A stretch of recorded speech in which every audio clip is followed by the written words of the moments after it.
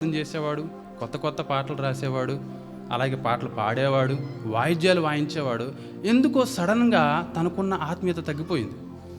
చేయవలసిన పని చేయట్లేదు. చాలా ఉన్నతమైన పొజిషన్లో ఉన్నాడు. ఆ పొజిషన్ కూడా ఆ పొజిషన్లో ఉన్న వ్యక్తి ఆ చేయవలసిన కార్యం చేయడం మానేశాడు అనమాట. మానేసి దేవుని సన్నిధికి దూరంగా అయిపోయిన తర్వాత దేవుని సన్నిధికి, దేవుని సహవాసానికి దూరం అయిపోయిన తర్వాత ఆయన ఏం చేసిన తర్వాత ఆయన ఎలాంటి శిక్ష పొందుకున్నాడు ఒక్కసారి చూద్దాం. 2 సమూయేలు 11వ అధ్యాయం.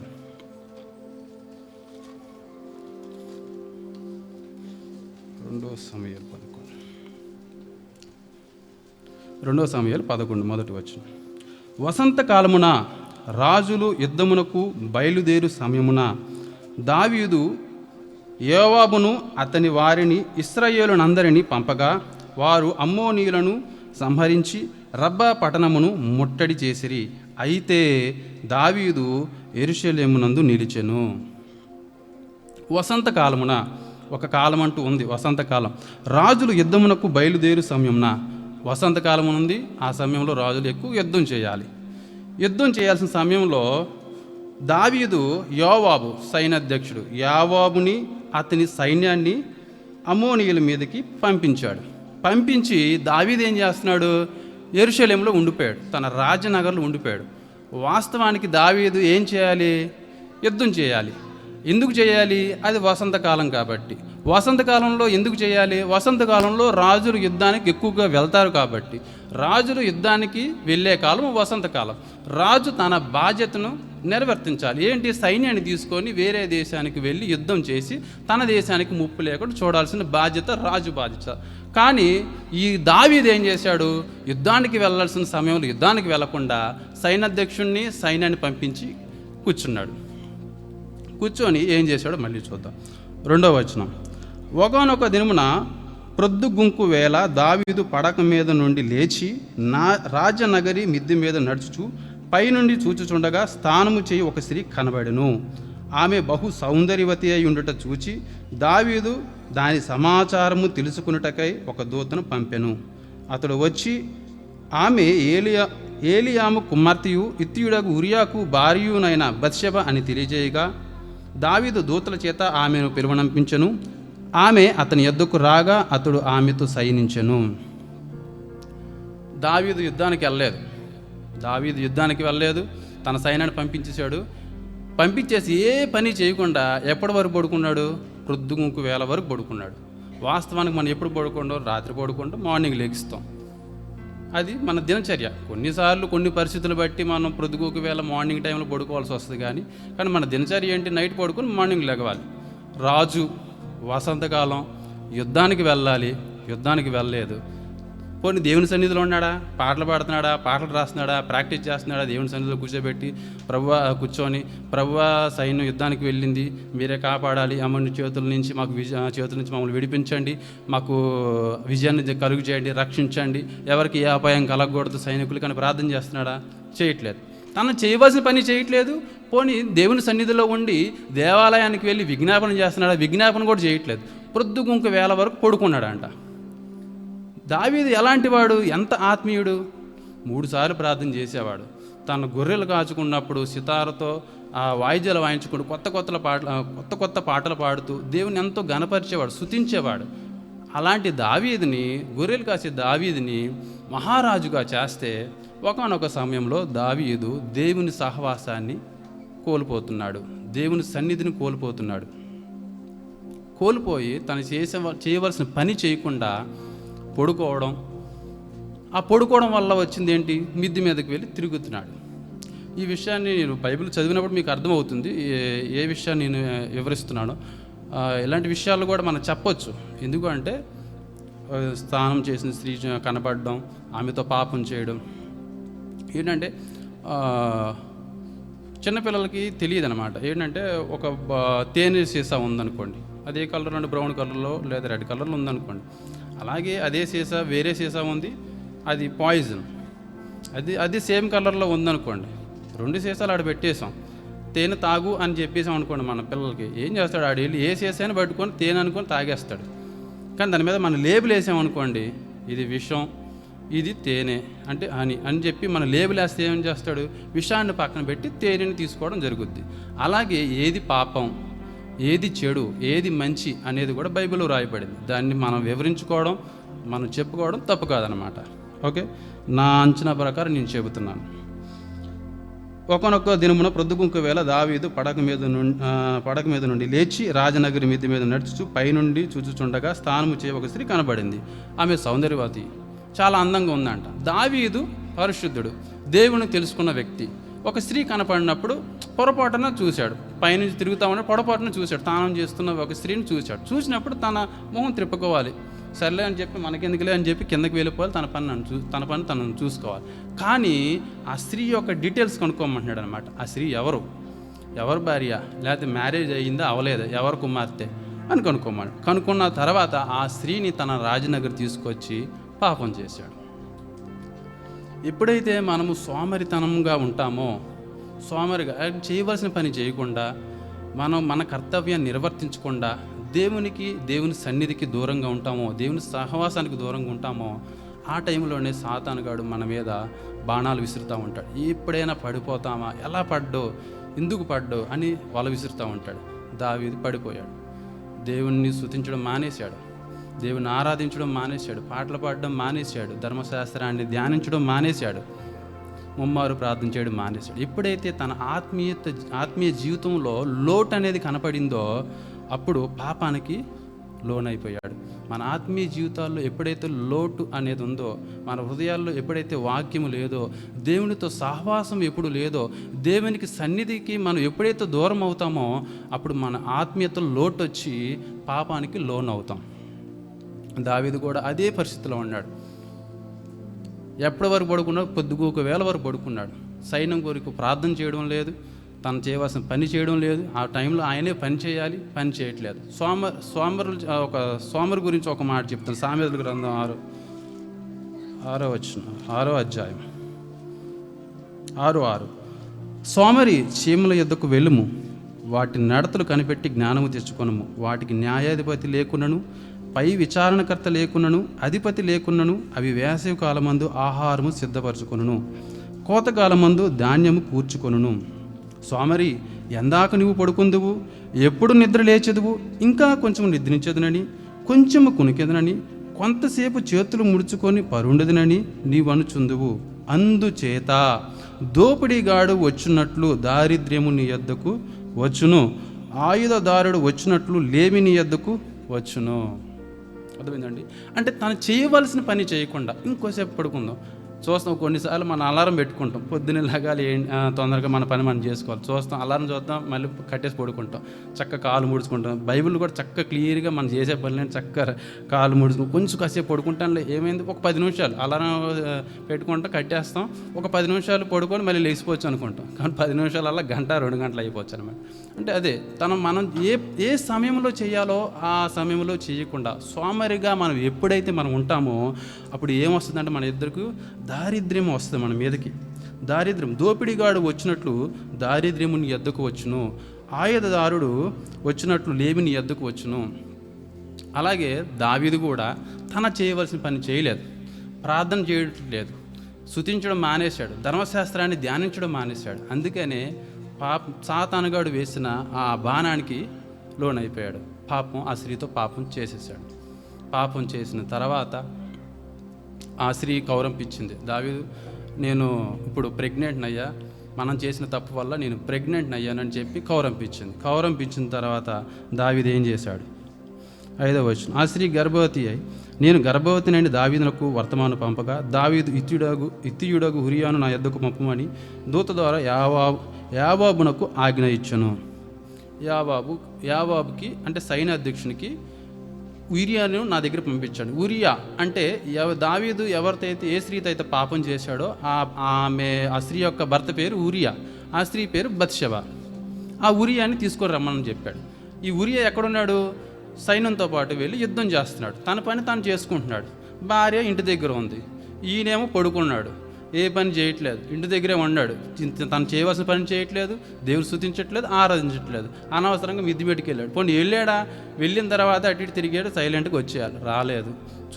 చూసి పాపానికి లోనయ్యాడు, పాపం చేశాడు.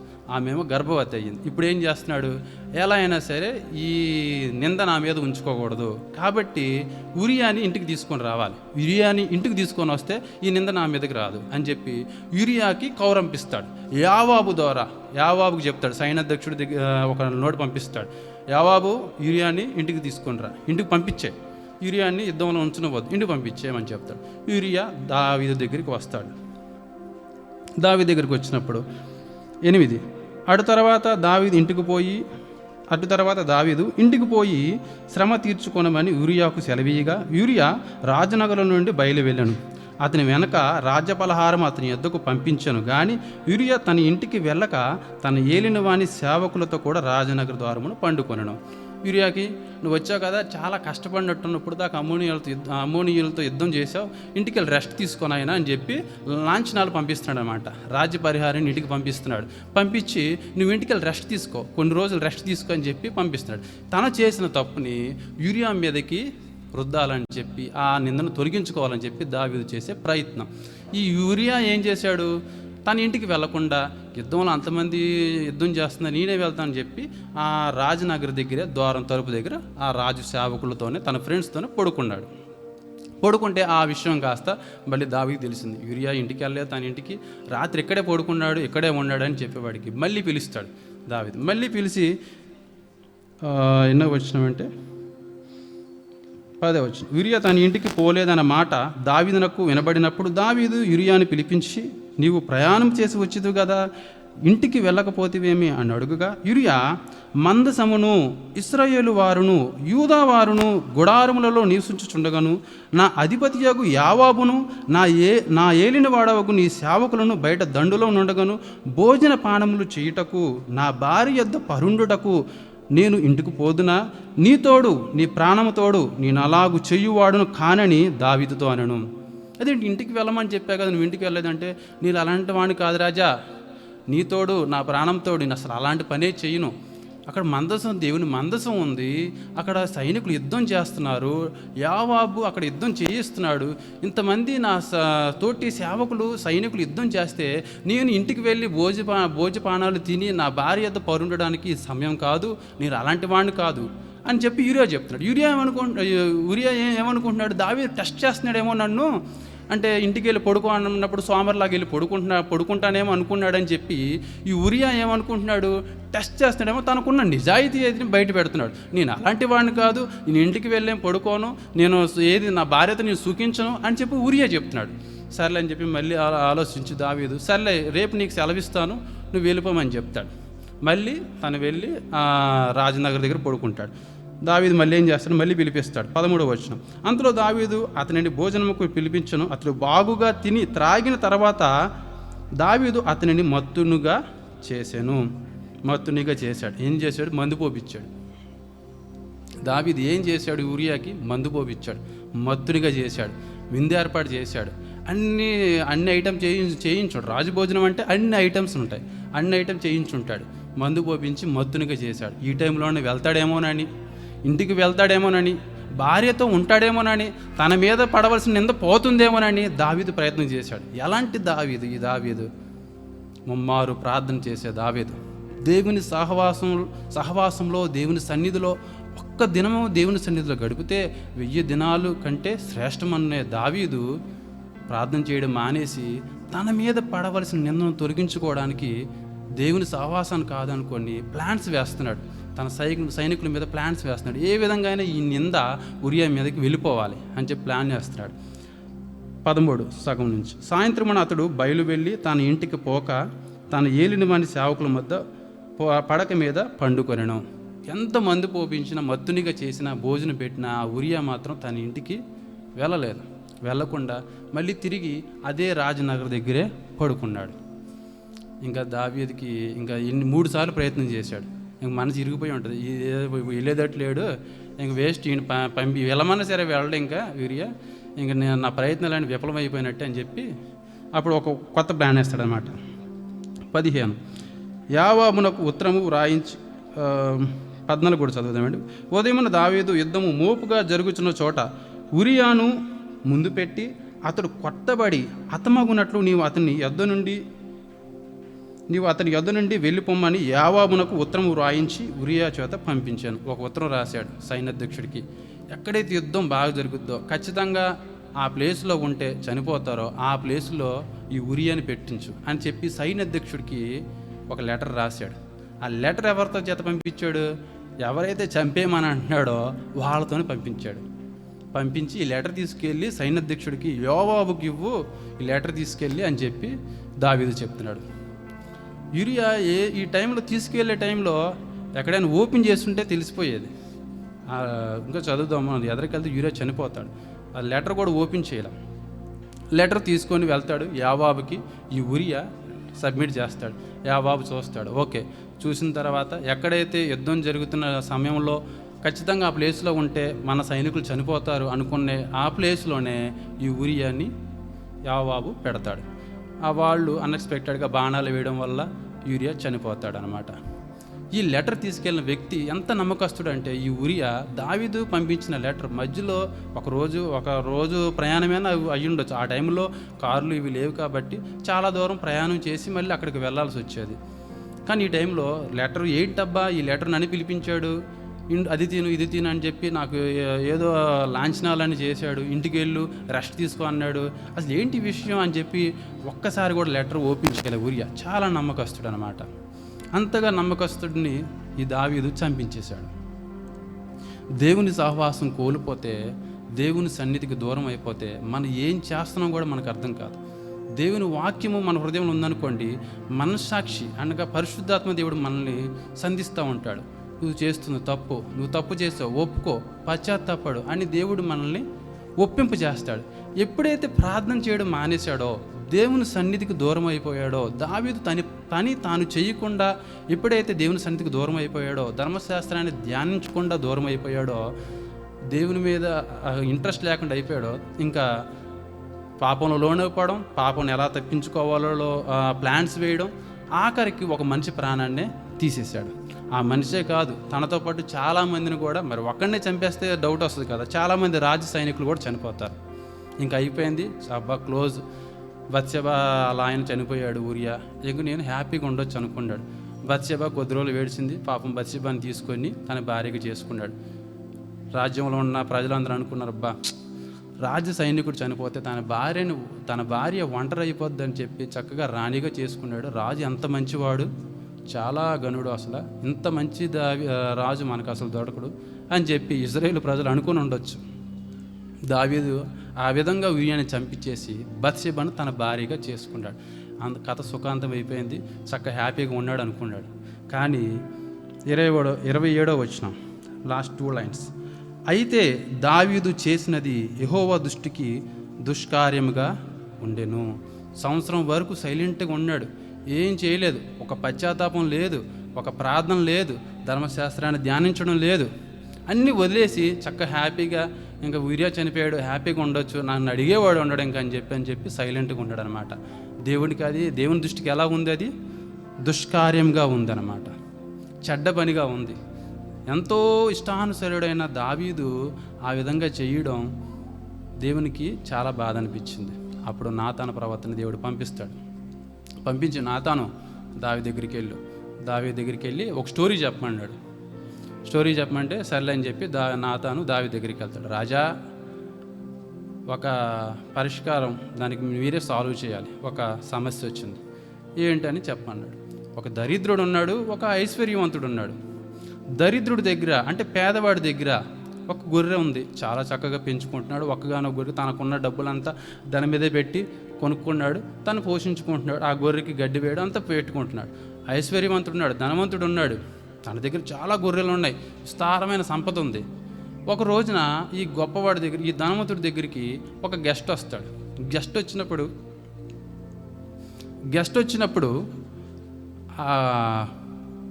వచ్చినప్పుడు తనకి విందు చేయాలన్నప్పుడు ఈ గొర్రెన తన దగ్గర ఉన్న గొర్రెలు కాకుండా ఆ పేదవాడి దగ్గర గొర్రె ఉంటుంది కదా, ఆ గొర్రెను వధించి భోజనం పెట్టాడు రాజా అని చెప్పి ఈ నాతాను చెప్తాడు అన్నమాట. చెప్పగానే దావీదు వినటమే నిశ్చయముగా మనుషుడు మరణ శిక్షణ నొందాలి ఆ వచనం ఒక్కసారి చదువుతున్న వచనం 5వ వచనం 12:5 వచనం. దావీదు ఈ మాట విని ఆ మనుషుని మీద బహుగా కోపించుకొని, యెహోవా జీవముతోడు నిశ్చయముగా ఈ కార్యము చేసినవాడు మరణపాత్రుడు.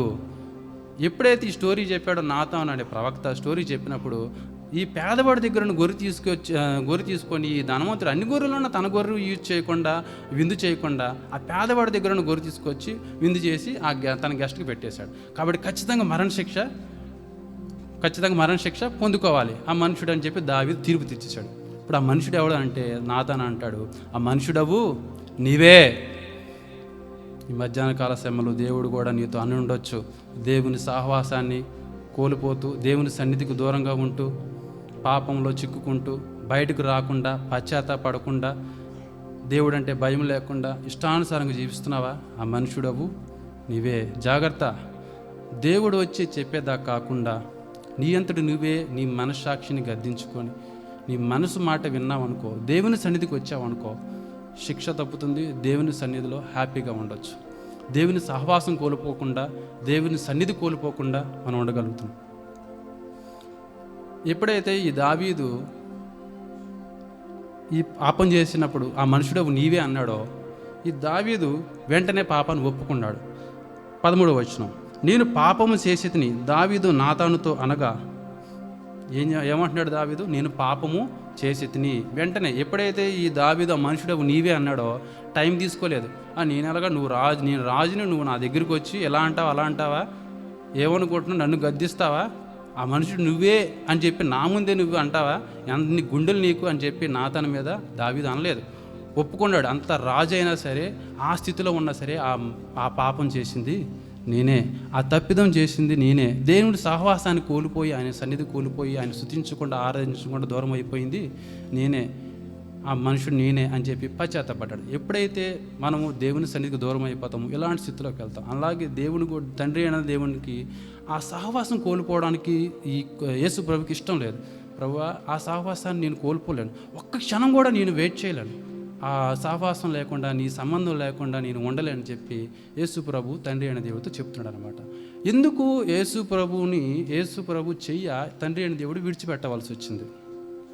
ఎందుకు విడిచిపెట్టవలసి వచ్చిందంటే, దేవుడు లోకమును ఎంతో ప్రేమించాను కాగా తన అద్వితీయ కుమారునిగా పుట్టిన వాణి యందు విశ్వాసముంచి ప్రతివాడు నశింపకుండా ఆయన ఇచ్చిన రాజ్యంలో ప్రవేశించాలని చెప్పి ఈ తండ్రి అయిన దేవుడు కుమారుడైన దేవుణ్ణి విడిచిపెట్టవలసి వచ్చింది.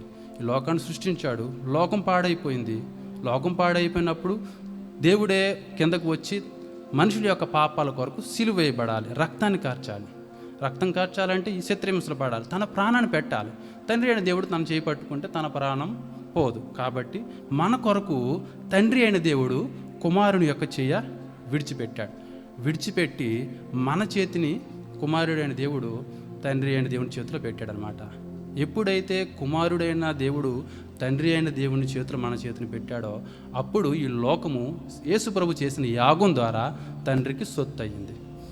కొన్నిసార్లు మనకు కూడా అనిపించుండొచ్చు, దేవుడు నా చెయ్యి విడిచిపెట్టేశాడు, నేను ఎంతగానో ప్రార్థన చేస్తాను, ఉపవాసం ఉంటాను, దేవుని కోసం నేను చేయవలసిన పనులను చేస్తాను, కానీ నాకే శ్రమలు, నాకే కష్టాలు, నాకే ఈ అనారోగ్యం అన్నీ నాకే వస్తాయి. చక్కగా చదువుకున్నాను, మంచి డిగ్రీ చేశాను, అయినా నాకు ఉద్యోగం లేదు. మ్యారేజ్ అయ్యి చాలా సంవత్సరాలు అయింది, కానీ నాకు సంతానం లేదు. ఎంతో నమ్మకంగా ఉంటాను, ఎంతో ఇదిగా ఉంటాను, నాకే ఈ కష్టాలు ఎందుకు, నాకే ఈ బాధలు ఎందుకు అని కొన్నిసార్లు మనకు అనిపిస్తూ ఉంటుంది. దేవుడు ఆ సిచ్యువేషన్లో కూడా మనకు అనిపిస్తూ ఉంటుంది. దేవుడు చెయ్యి ఎందుకు విడిచిపెట్టాల్సి వచ్చింది? దేవుడు ఒక్కసారి కూడా తండ్రి అయిన దేవుని మీద వ్యతిరేకంగా లేడు, తన జీవితంలో పాపం లేదు, దేవునికి విధేయత కలిగి జీవించాడు. మనుషునిగానే దేవుడు యేసు ప్రభు తండ్రి అయిన దేవుడికి విధేయుడిగా జీవించాడు. అయినా ఆ సమయంలో చనిపోతున్నాడు, కొన్ని క్షణాల్లో చనిపోతున్నప్పుడు తన చెయ్యిని విడిచిపెట్టేశాడు. కొన్నిసార్లు మనకు కూడా అనిపిస్తుంది, మన పరిస్థితిని బట్టి, మనకున్న బాధలను బట్టి, మనకున్న లేవుని బట్టి, మనకున్న ఆకలి బాధను బట్టి, అనారోగ్యాన్ని బట్టి కొన్నిసార్లు మనకు అనిపించుండొచ్చు. దేవుడు మనల్ని పరిపక్వం చేయడానికి, ఆత్మీయతలో పరిపక్వం చేయడానికి మాత్రమే కొన్నిసార్లు శోధనలు మనకు వస్తాయి. మనం తట్టుకోలేనంత శోధనలు రావు, కానీ కొన్నిసార్లు అంటే తనకి మార్గాన్ని చూపిస్తాడు, దానికి పరిష్కారాన్ని ఇస్తాడు. ఆత్మీయతలో మనం పరిపక్వం చెందడానికి ఇలాంటి శ్రమలు వస్తాయన్నమాట. తల్లి తన బిడ్డ కడుపులో ఉన్నప్పుడు ఆహారం తీసుకుంటుంది, ఆహారం తీసుకొని తన బిడ్డకి ఏది కావాలో, పౌష్టికాహారం ఏది కావాలో అన్నీ చక్కగా పెడుతుంది. చక్కగా బిడ్డ చక్కగా ఎదుగుతాడు. దేని ద్వారా ఆహారం వెళ్తుంది? ప్రేగు ద్వారా బిడ్డకి ఆహారం వెళ్తుంది. నెలలు నిండినప్పుడు డాక్టర్ దగ్గర తీసుకెళ్ళినప్పుడు ఏం చేయాలి? తల్లిని, ఆ బిడ్డని వేరు చేయాలి. వేరు చేయాలన్నప్పుడు ఆ ప్రేగుని ఏం చేయాలి? డాక్టరు కట్ చేయాలి. కట్ చేయాలా లేదా? కట్ చేయాలి. మరి ఇప్పుడు వరకు ఆ ప్రేగు ద్వారే కదా మరి బిడ్డ బతికింది, ఆ ప్రేగు ద్వారే కదా మరి బిడ్డ శ్వాస తీసుకోవడం, ఆహారం తీసుకుంది. కానీ మరి డాక్టర్ ఏం చేస్తున్నాడు? ఆ ప్రేగుని కట్ చేసేస్తున్నాడు. మరి ఇప్పుడు డాక్టర్ని ఏమనాలి మనం? కసాయివాడు అనాలా? మూర్ఖుడు అనాలా? ఏమనాలి? డాక్టర్ కసాయివాడు కాదు, మూర్ఖుడు కాదు. ఈ బిడ్డ బయటకు వచ్చి ఎదగాలి, అనేక మందికి ఆశీర్వాదకరంగా ఉండాలి అంటే ఆ పేగును కట్ చేయాలన్నమాట. దేవుడు అలాగే మన జీవితంలో మనం ఎదగాలి, ఆత్మీయత ఎదగాలి అంటే మనకు శ్రమ రావడం అనేది ముఖ్యం. కొన్నిసార్లు శ్రమ రావడం అనేది కూడా మనకు అవసరం అనమాట. శ్రమ లేకపోతే దేవుని మాట మనం దేవుని సన్నిధికి రాము. వచ్చినా సరే మన ఇష్టానుసారంగా జీవిస్తాం. శ్రమ వచ్చినప్పుడు దేవుడు గుర్తుకు వస్తాడు. చక్కగా దేవుడా నన్ను దీవించు అని ప్రార్థన చేస్తాం, ఉపవాసం ఉంటాం, కన్నీరు కార్చేస్తాం. ఎప్పుడైతే మనకి ఈ శ్రమలు వస్తాయో, బాధలు వస్తాయో, దేవుళ్ళు ఆత్మీయతలు మనకు పరిపక్వంగా ఉంటాం అన్నమాట. దేవుణ్ణి సహవాసాన్ని కోల్పోకూడదని యేసుప్రభు ప్రార్థన చేశాడు.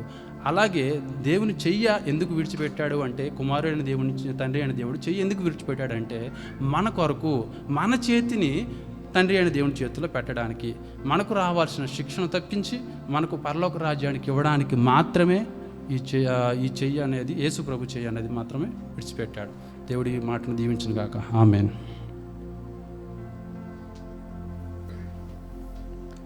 నా దేవా దేవా ఏమి వీడ నాడితివనుచు,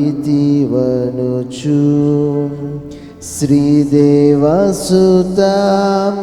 పలికితి విశ్రమాం చెప్పన సఖ్యమా.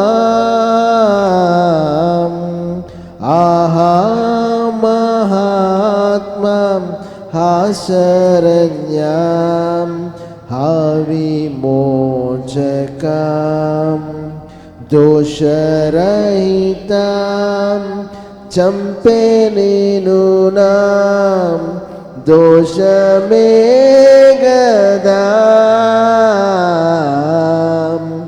ఆహా మహాత్మం శరణ్యాం విమోచక. నాలుగో మాటగా చక్కగా చెప్పిన మీ సాయం గారికి నా హృదయపూర్వక వందనాలు తెలియజేస్తా ఉన్నాను.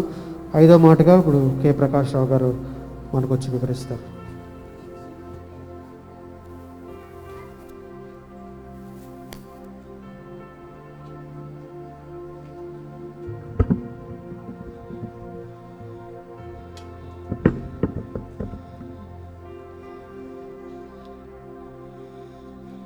దేవుని నామమున స్తోత్రములు.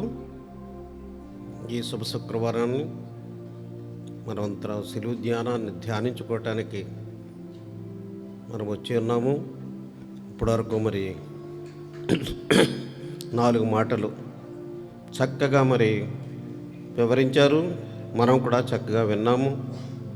మరి ఇప్పుడు 5వ మాట మనం ధ్యానిద్దారి. సరే, 5వ మాట చదివి వినిపించండి.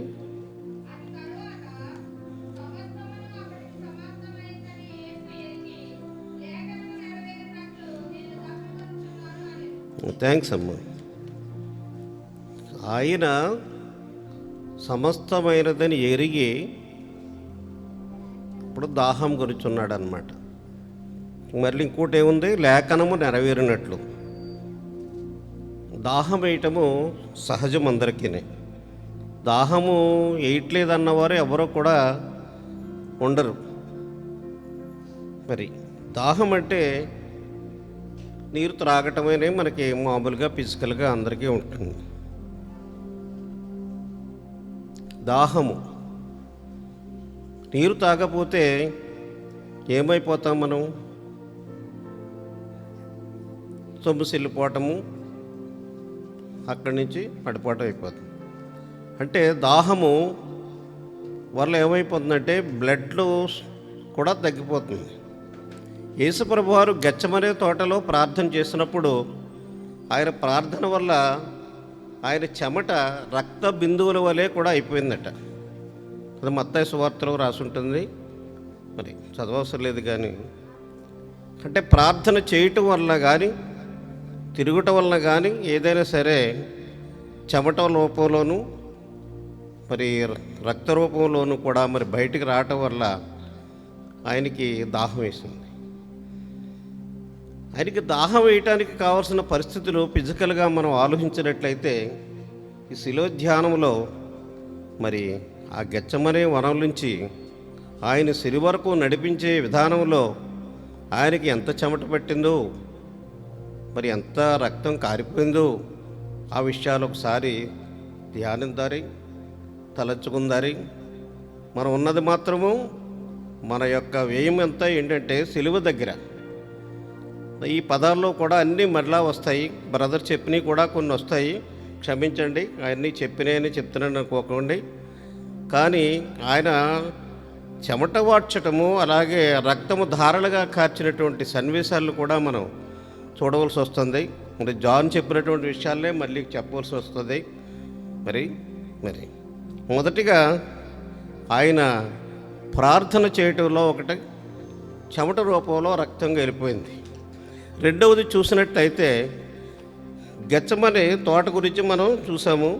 ఆ తోటలో రక్త బిందువులు వెళ్ళిపోయింది ప్రార్థన.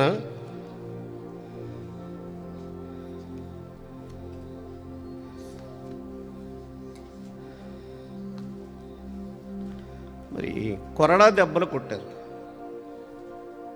ఆయన 2 భుజముల మీద కొట్టారు, తర్వాత వీపు పైన కొట్టారు. మొత్తం ఎన్ని కొట్టారండి? 39 కొరడా దెబ్బలు కొట్టారు. ఆ కొరడాలు మామూలుగా కాకుండా చివరిన చిన్న చిన్న ఇనపడు దాటి కూడా ఉండిపోతుంటాయి. రోమా సైనికులు వాడేటువంటి ఆయుధాల్లో అదొకటి, నేరస్తులను శిక్షించడానికి.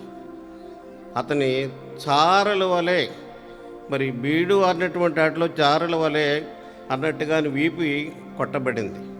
దానివల్ల కూడా మరి రక్తదారులు 39 కొరడా దెబ్బలతోటి ఎంత రక్తం చిందించారు ఆయన. తర్వాత చూసినట్లయితే 39 కొరడా, ఆయనకు ముళ్ళ కిరీటం పెట్టారు. ఆయన ముళ్ళ కిరీటం ఎప్పుడైతే గుచ్చారో దానికి వల్ల ఆ ముఖం నుంచి కూడా రక్తధార అలాగే కారుతున్నాయి. ప్రతి సిలువ మార్గం ఎక్కడి నుంచి ఎక్కడ వరకు, గెచ్చమనే వనం నుంచి సిలువనేసినటువంటి ఆ కపాల స్థలం వరకు మరి ఆయన ఎక్కడెక్కడికి వెళ్ళారు. ఇంచుమించు ఆ స్థలాన్ని రాత్రి ఆయన్ని బంధించేటటువంటి టైం 3 గంటలు అయితే, తెల్లవారుజామున 3 గంటలు అయితే అక్కడి నుంచి నడిపించి ఎక్కడికి ముందుగా కైపా దగ్గరికి, మహాసభ దగ్గరికి, వీళ్ళు కూడా ఒక దగ్గర లేవు. కైపా దగ్గర ముందుగా అన్నా దగ్గర నుంచి కైపాకి, అతను ఇంకొక మార్గంలో ఉంటాడు. అంటే మళ్ళీ కైపా నుంచి గెచ్చమనే వనానికి రావాలి, వనం నుంచి మళ్ళీ కైపా ఇంటికి వేరే దారి. అక్కడి నుంచి పొంతు పిలాతు దగ్గర నుంచి ఆయన రాజుగారి దగ్గరికి పంపిస్తాడు, హేరోది.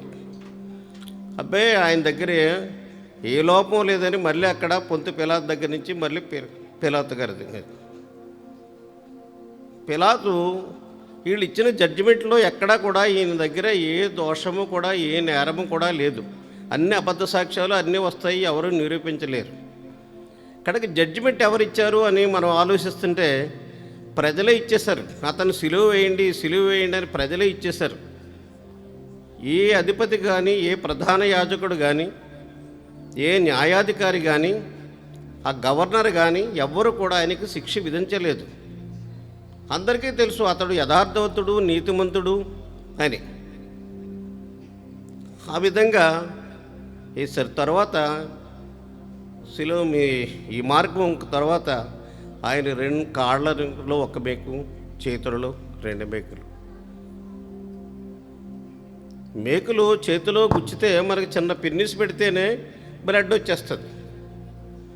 అటువంటి రక్తధారలు కార్చేటువంటి యేసుప్రభు పలికినటువంటి మాటల్లో ముందు ధ్యానించాము. ఇప్పుడు 5వ మాటగా అప్పుడు దాహం వేస్తుంది అన్నాడు ఆయన. దాహం వస్తే వాటర్ ఇవ్వాలి. ఆ నీళ్ళు అంటే సాంకేతిక సింబల్ ఏముంటుంది? H2O అంటారు. అందులో ఆక్సిజన్ ఉంటుంది. ఆక్సిజన్ ఏంటంటే ప్రాణవాయువు. యోహాను భక్తుడి యొక్క యోహాను గ్రంథంలోనే, సువార్తలోనే చక్కగాని జలము, తర్వాత రక్తము, జీవధారము, జీవజలము అని చెప్పేసి చక్కగా వివరిస్తుంటాడు ఆ యొక్క గ్రంథం అంతా చదివితే.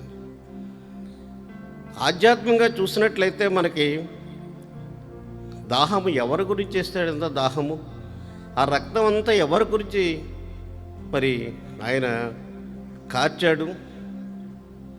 ఆ యొక్క ప్రదేశం అంతా రక్తధారలతో వెళ్ళిపోయింది ఆయన నడుస్తూ ఉంటేనే. సిలువలో కూడా ఎంత ముళ్ళ కిరీటము, తర్వాత ఆ చేతులలోనూ కాళ్ళకి మరి ఆ శిలలు మరి కొడుతుంటే అబ్బా ఎంత బాధ ఎంతకని. అటువంటి అడుగుతున్నప్పుడు అక్కడ ఉన్నవారు ఎవరూ కూడా ఇవ్వలేకపోయారు. గతంలోకైతే యేసుప్రభు వారిని మనం చూసినట్లయితే ఆదికాండంలోనే మనకి జల విభజన చేస్తాడు ఆయన. మేఘాలలో నీరుంచినటువంటి ఆయన ఒక సృష్టికర్త. మళ్ళీ మేఘాల నుంచి మనకి వర్షింపజేసి భూమి పండించేలాగా అటువంటి సృష్టికర్త ఇప్పుడు దాహం అని అడుగుతున్నాడు. తర్వాత హగరు యొక్క కుమారుడు దాహం వేస్తే అక్కడ ఒక నీళ్ళ ఊట అక్కడ సృష్టించి అక్కడ ఏడుస్తున్నటువంటి ఆ బాలుడికి కూడా అక్కడ నీళ్ళధార అందించినటువంటి మహగణుడైన ఓ కరుణామూర్తి. ఇంకా చెప్పాలంటే నీటి రక్తంగా మార్చాడు ఆయన. ఇవన్నీ మనకు తెలుసు. పిల్లలుగా చంటి పిల్లలు కానీ ఉన్న కాడి నుంచి తెలుసు. ఐగుప్తులు పంపించేటప్పుడు నీటిని రక్తంగానే మార్చాడు. అలాగే కానాను విందులో నీటిని మంచి మాధుర్యమైనటువంటి ద్రాక్షరసంగాను మార్చాడు. అలాగే మోరేబు కొండ నుంచి జీవదల్లారు రప్పించినటువంటి సంరక్షకుడు. ఇప్పుడు ఇశ్రాయేల్ ప్రజలందరికీ జీవదల్లారు లేదంటే బండ నుంచి కూడా జీవజలాలను రప్పించినటువంటి వాడు. మరి దాహం కొన్న వాళ్ళకందరికీ కూడా ఆయా సమయాల్లో మరి జలాన్ని అందించినటువంటి వాడు, దాహం తీర్చినటువంటి వ్యక్తి మరి ఈనాడు మరి సిలువ పైన దాహం వేస్తుందన్నాడు. అంతేకాకుండా సముద్రాన్ని మరి గాలిని శాసించగలిగినటువంటి ఒక సృష్టికర్తే ఆయన. అటువంటి ఆయనకి దాహమా?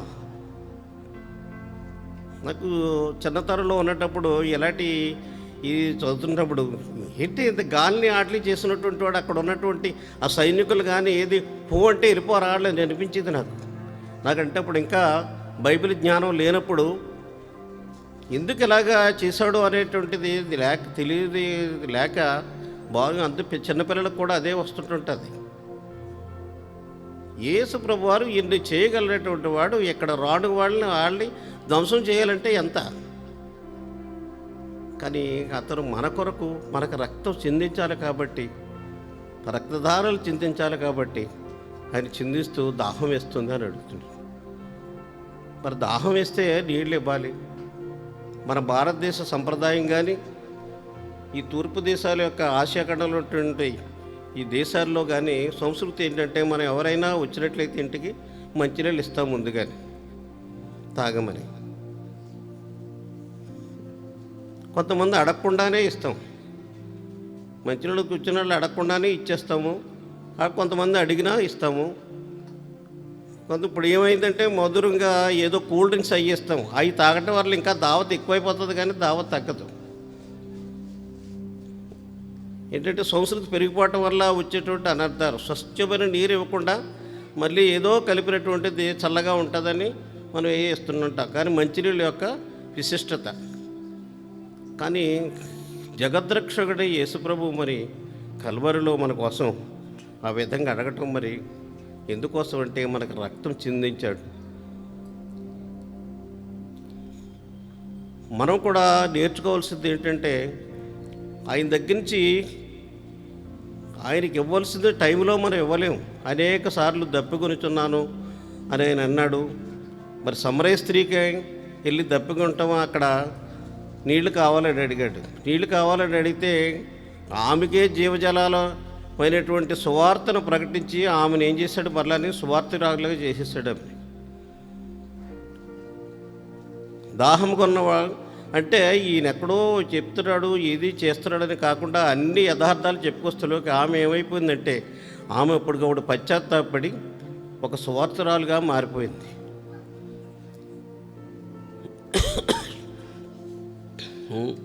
తర్వాత మన శరీరంలోని మరి ఒక 10% కనుక రక్తం పోతే చాలా బలహీనపడిపోతాం. అదే కనుక 20% పోతే ఇంకా ప్రాణం పోయినట్టేనట్టు. అది సైంటిస్టులు, వైద్యశాస్త్ర నిపుణులు చెప్తుంటుంటారు. ఎంత రక్తం పోయి ఉంటుంది ఆయనకి. కానీ అక్కడి నుంచి గెత్సేమనే తోటకాడ నుంచి ఆ కొండల్లో మరి నడుస్తూ ఉంటేనే కెద్రోను వాగు ఉంటుంది. మళ్ళీ ఆ గెత్సేమనే తోట నుంచి మళ్ళీ ఇటు రావాలంటే వాగు దిగి మళ్ళీ కొండకేసి ఎక్కాలి. ఆ మార్గం అది బైబిల్ బాగా ధ్యానించే వాళ్ళు చూసినట్లయితే చాలా మనకి విషయాలు తెలుస్తాయి. ఒక్క కొండ ఎక్కడం అంటే ఇదిగో మన సహోదరుల యొక్క కొండ ఉంటుంది. అప్పుడప్పుడు నేను మరి మీటింగ్ లేనప్పుడు వచ్చినట్లయితే చాలా అలసటతో ఎక్కువసినట్టుగా ఉంటుంది కింద నుంచి పైకి ఎక్కుతుంటే. యేసుప్రభు వారు అలాగా మరి ఎక్కవలసి వచ్చింది ఆ టైంలో. వాళ్ళు ఈడ్చుకునే వెళ్ళిపోయారో మరి రాణువారు ఎలా తీసుకెళ్లారో తెలియదు. కానీ ఆయనకు ఒక సహాయకుడు కూడా వస్తాడు మళ్ళీ ఆ సిలువ మోసే టైంలోని. అంత వేదనతో ఆయన అలాగా ఉండిపోల్సి వస్తుంటుంది. మన కొరకు మనల్ని అడుగుతున్నాడు కానీ మనం ఎవరో ఇవ్వలేదు. కానీ ఇచ్చిన వాళ్ళు ఎవరు ఎత్తగిని అక్కడ సైనికులు ఇచ్చారు. ఎలాగ ఇచ్చారు ఒకరు చదవండి అది.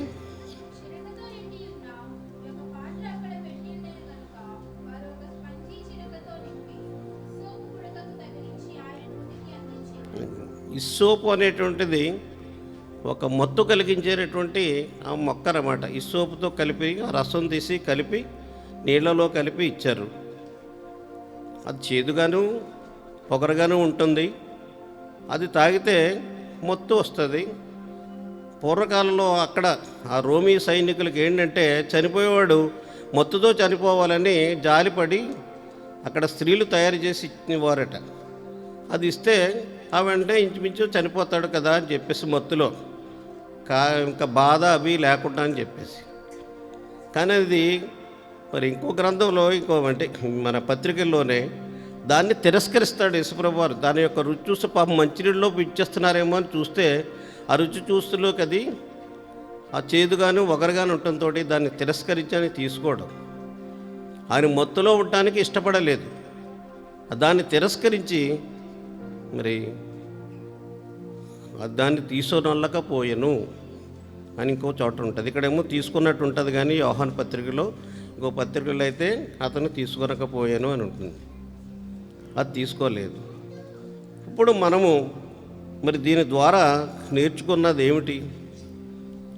మనం ఏంటి, ఆయన దాహం అవుతుంటే ఆయనకి నీళ్లు మనం ఇవ్వలేము.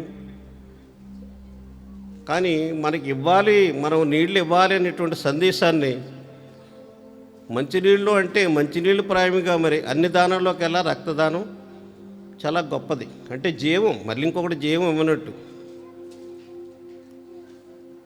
మరి ఈ వాక్యం నాకు ఎందుకు ఇచ్చారో తెలియదు. కానీ నేను అనేక సార్లు చెప్పిన సాక్ష్యాన్ని మరలా చెప్తాను. నేను 2000 సంవత్సరంలోని నాకు భయంకరంగా మైనటువంటి ఒక వ్యాధి కలిగింది. ఆ వ్యాధి ఏంటంటే మరి యూరిన్లో నుంచి యూరిన్ మోషన్లో స్లిప్ అయిపోతుంది. వెళ్ళవలసిన దాంట్లోంచి వెళ్ళకుండానే మోషన్ వెళ్ళి దాంట్లోంచి వెళ్ళిపోతుంది. ఇక డాక్టర్ గారు చెప్పారు ఏంటంటే ఇప్పుడు అపోలో హాస్పిటల్ మనకి ఇక్కడ పెద్ద సూపర్ స్పెషాలిటీ హాస్పిటల్ రాలేదు. ఇప్పుడు 2000 సంవత్సరంలోనే నన్ను హైదరాబాదు అక్కడికి వెళ్ళి ట్రీట్మెంట్ చేసుకో, అపోలో హాస్పిటల్ కానీ నిమ్స్ హాస్పిటల్లో కానీ పంపించారు. సరే అపోలో హాస్పిటల్కి వెళ్ళాను, జాయిన్ అవ్వాను. నీకు రేపు ఒక టెస్ట్ చేస్తారన్నారు. చాలా చిన్న టెస్ట్, అది ఏదో మర్చిపోయిన టెస్ట్ పేరు అప్పుడేని. దానివల్ల ఏంటంటే వెంటికి సూదులాంటి ఎక్విప్మెంట్ లోపల పంపించి లోపల ఎక్కడ ఏముందో చెక్ చేస్తాము అని చెప్పేసి టెలిస్కోపిక్ టెస్ట్ చేస్తామని చెప్తే నాకు సరే అక్కడ మెడికల్ అక్కడ మా రీజనల్ ఆఫీస్ ఉంటే అక్కడి నుంచి ఆథరైజేషన్ లెటర్ అయ్యి తీసుకుని వెళ్ళి సబ్మిట్ చేశాను. తర్వాత చెప్పిన టైంకి జాయిన్ అవ్వాను. నాకు అప్పుడు నా భార్యని కానీ నా కుమార్తెని కానీ తీసుకెళ్ళలేదు. మా చిన్న తమ్ముడు ఉన్నాడు, అక్కడ మా బామర్ది ఉన్నారు. ఆ టెలిస్కోప్ టెస్ట్ చేస్తున్నప్పుడు చాలా చిన్నది, ఒక 10 మినిట్స్ అన్నారు, 5 to 10 మినిట్స్ అన్నారు. హాస్పిటల్ థియేటర్లో తీసుకెళ్తలోకి ఆ టెలిస్కోప్ టెస్ట్ చేస్తులోకి అది వాడు మరి ఎలాగా రాంగ్ చేశారో చేసి తప్పుగా చేసేసటం వల్ల బ్లీడింగ్ స్టార్ట్ అయిపోయింది. ఆ యొక్క సిస్టమ్ అంతాని కంట్రోల్ చేయలేక వాళ్ళు సిస్టమ్ అంతా మళ్ళీ కట్ చేసి అన్నీ సరిచేసి చేయడానికి ఇంచుమించు 6 గంటలు పట్టేసింది. బ్లడ్ పోయింది. హాస్పిటల్లో ఉన్నటువంటి బాటిల్స్ మరి 2 యూనిట్లు 3 యూనిట్లు యూజ్ చేశారు. తర్వాత నాకు అందులో ఏంటిది ఆ ఏసీ ఆటలో ఎమర్జెన్సీ ఆటలో ఉంచేశారు. 6 అవర్స్ తర్వాత నాకు మెలకు వచ్చినా ఏమన్నారో ఏంటో నాకు ఏం తెలియలేదు. మేజర్ ఆపరేషన్ అయిపోయింది. 6 అవర్స్ చేశారు. బ్లడ్ పోయిందంటే ప్రాణాపాయ స్థితి. మరి దేవుడు నన్ను అప్పుడు అలాంటప్పుడు రక్షించాడు. పాస్టర్ గారికి తెలుసు ఆ సాక్షి నా గురించి అనేక. అందుకనే పాస్టర్ గారు చేసే ప్రార్థనలో ఏముంటుందంటే చేయవలసిందే చేయాలి కానీ అంతకంటే ఎక్కువ చేయకూడదని ప్రార్థన చేస్తుంటారు. నాకు అంతవరకు ఆయన ఎందుకు చేస్తుంటారో నాకు తెలిసేది కాదు. ఎంతవరకు చేయాలో అంతవరకే కానీ ఎక్స్ట్రా మాత్రం చేయొద్దని. మాకు ఎక్స్ట్రా చేసేసేంత ప్రాబ్లం వచ్చేసి తెచ్చేసింది. అటువంటి స్థితి నుంచి దేవుడు నన్ను రక్షించాడు. మరి ఇంకా ఈ దాహం గురించి చెప్తున్నట్లయితే మనం మరి పేదలకు కానీ ఎవరికి కానీ మనం సాయం చేయవలసింది. మన శక్తిని మించి కాకుండా మనకి ఎంత శక్తి ఉందో ఆ శక్తిలో నుంచేనే మరి యేసుప్రభు వారు మన అందరి కొరకు రక్తం చిందించారు. మనం కూడా పేదల కోసము మరి కొంచెం దిక్కులేని వాళ్ళని కూడా మనం చూడాలి అని చెప్పేసి మనకి వాక్యం కూడా తెలియజేస్తుంది.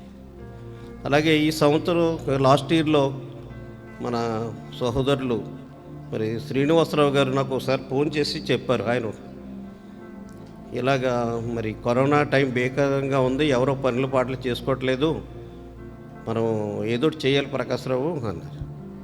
సరేనండి, నేను కూడా ఏకేపిస్తాను, శ్యామ్తో ఆలోచించి మరి చూడండి, మరి నేను అక్కడి నుంచి రాలేను, మరి గాజువాకలో మేము ఉంటున్నాం కాబట్టి అక్కడి నుంచి రాలేమని చెప్తే సరే శ్యాము అప్పుడు ఆయన శ్రీనివాసరావు గారు మాట్లాడుకుని చక్కగా మరి వాళ్ళకి పేదలకు ఏయోటి అరేంజ్ చేయాలి. ఇటువంటి కరోనా సమయంలో లాక్డౌన్ సమయంలో ఎవరో తిరగలేని సమయంలో మరి కాయగూరలు అవి సంపాదించి కొంత ఆయన మన రవికిరణ్ గారు మధు వీళ్ళందరూ, నేను మాత్రం రాలేదు, అక్కడే ఉన్నాను, నేను ఇంటి దగ్గరే ఉన్నాను. ఎంత అవుతుందో దాని యొక్క నేను ఇంత వస్తానని వాళ్ళకి చెప్పాను.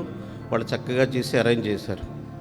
అంటే మనం కొంత సేవలో కొంత ఆధ్యాత్మిక సేవలో కూడా మనం పార్టిసిపేట్ చేస్తూ ఒకళ్ళ సహాయకులుగా ఉండాలని కూడా మనకి నేర్పిస్తుంది. ఎంతో దాహం కొన్న వాళ్ళకి అలాగే భవిష్యత్తు కొరకు మనం ఎంతో కొంత చేయించాలి అని తెలియజేస్తూ మరి అవకాశం ఇచ్చినటువంటి మరి మన పాస్టర్ గారికి పాస్టర్ గారికి వందనాలు చెల్లించుకుంటూ ముగిస్తున్నాను.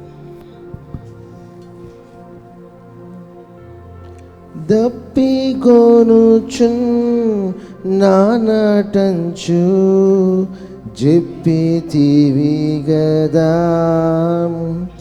ఇప్పగిదిని బాధనుందాం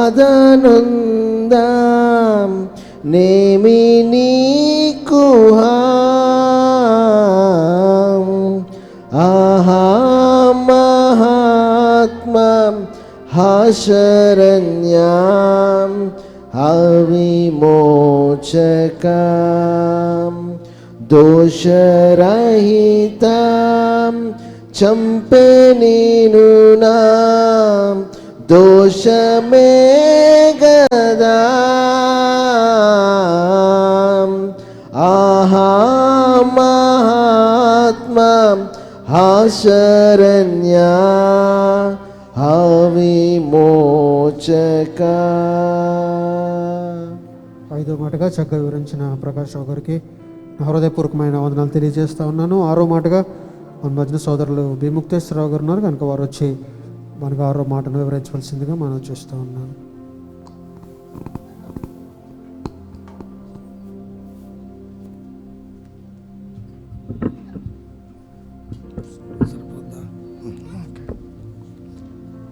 ప్రైజ్లో చిన్న ప్రార్థన చేసుకుందాం. మహాపరిశుద్ధుడ మహోన్నతుడ నీకు వందనాలు తండ్రి. బహుకాలం తర్వాత నీ సన్నిధిలో నిలబెట్టావు. అయితే నీ ఉచితమైన కృపకు ఎన్నో కృతజ్ఞతలు తెలుపుకుంటున్నాం. సహాయం చేయండి. నేను కాదు తండ్రి, ఆత్మస్వరూపుడు అయిన తండ్రి మీరే మాట్లాడండి. బలమున్న శక్తిని జ్ఞానాన్ని ఇవ్వండి. నీ ఆత్మతో సంధించండి. సహాయం చేయమని అడుగుతున్నాను. ఆమేన్.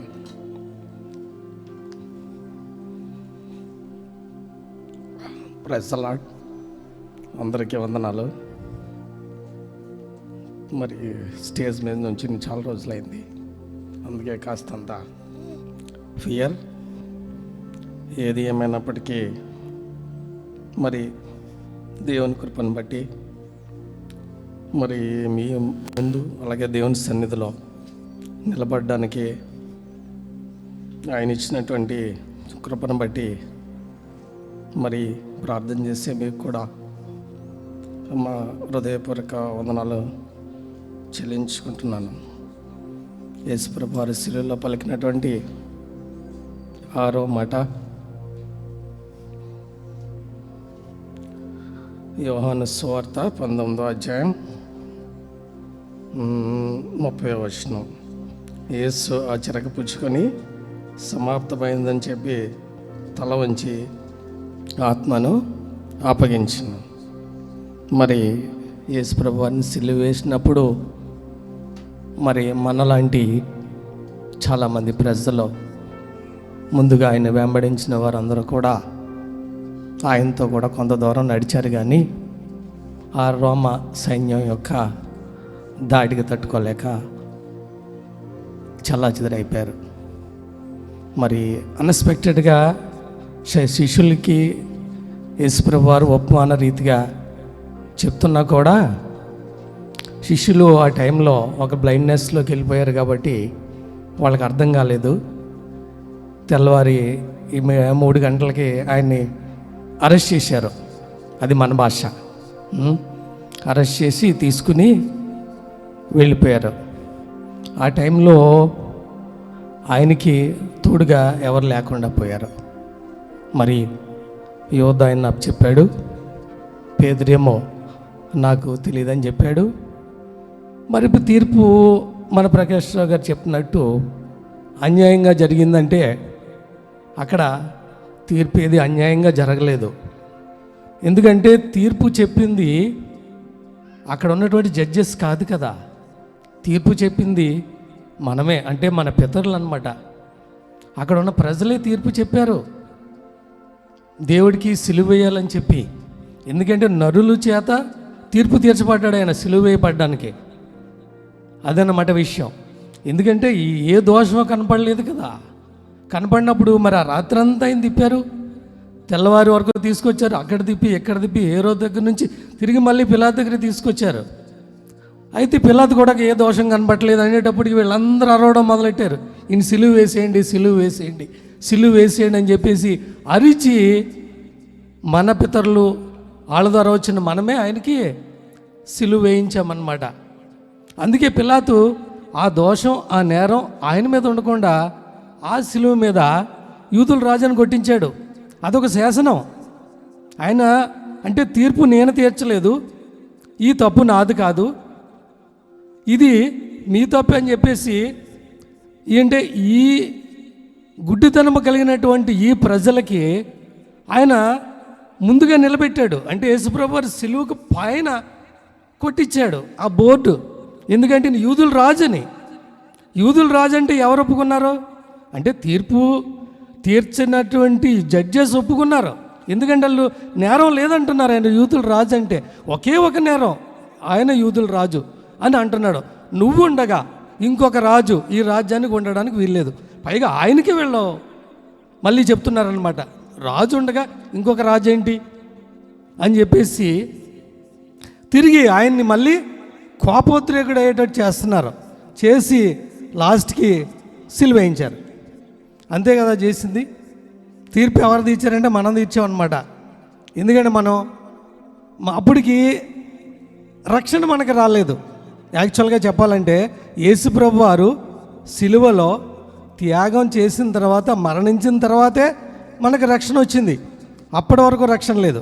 ఎందుకంటే పాత నిబంధన ప్రకారం మనిషి రక్షింపబడాలంటే రక్త ప్రోషణం జరగాలి. ఎలాగంటే గొర్రెలు, మేకలు, ఎద్దులు ఇవన్నీ యాజకులు, ప్రధాన యాజకులు వాళ్ళు అర్పించేవారు. ఆ విధంగా ఉండేది. అప్పుడు ప్రజలకు రక్షణ లేదు అని అనుకునేవారు కానీ లేదు. అయితే రక్షణ లేనటువంటి ప్రజలు కాబట్టి ఏ లోకమైనటువంటి దేవత మన మనోనేత్రాలకి గుడ్డిదనం కలిగించింది కాబట్టి మనమే అప్పుడు యేసుప్రభు వారిని సిలువ వేయించామన్నమాట.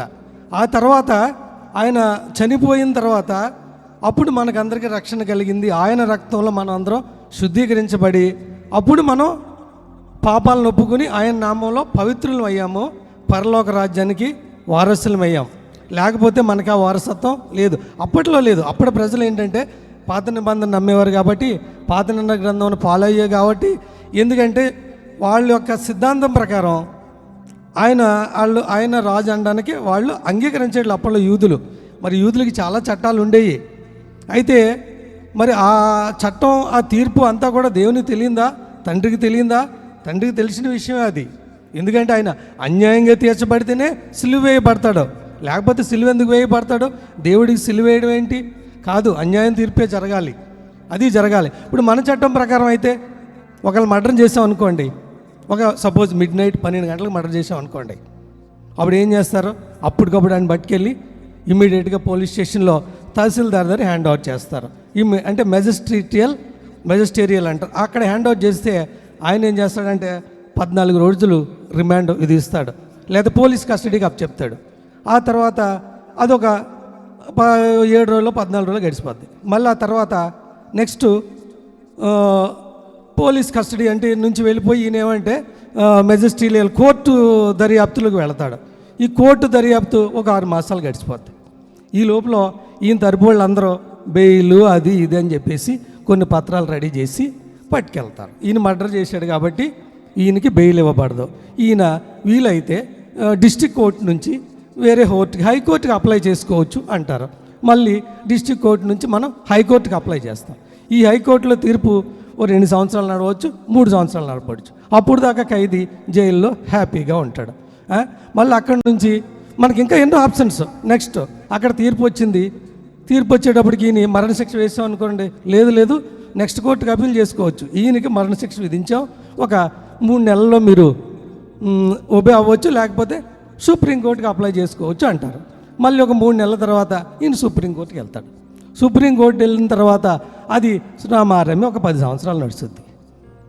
అంటే ఒక మర్డర్ చేసిన వ్యక్తికి అతన్ని ఉరి తీయడానికి పట్టే కాలం ఒక 15 సంవత్సరాలు. ఇది మన చట్టం. యూదులు కూడా అలాంటి చట్టాలు ఉన్నాయి. మొన్న ఎవరో ఆ అఫ్జల్ గురు పార్లమెంట్ మీద దాడి చేసిన ఆయనకి ఉరి తీయడానికి మన భారతదేశంలో 10 సంవత్సరాలు పట్టింది. ఇంకొకడ కసబ్ ఆ ముంబైని పేల్ చేసిన ఆయన ఉరి తీయడానికి ఒక 12-13 సంవత్సరాలు పట్టింది. మరి ఈ స్త్రీలు చట్టం ఉంది కదమ్మా, ఏంటది? దిశ కాదు, ఢిల్లీది నిర్భయ చట్టం.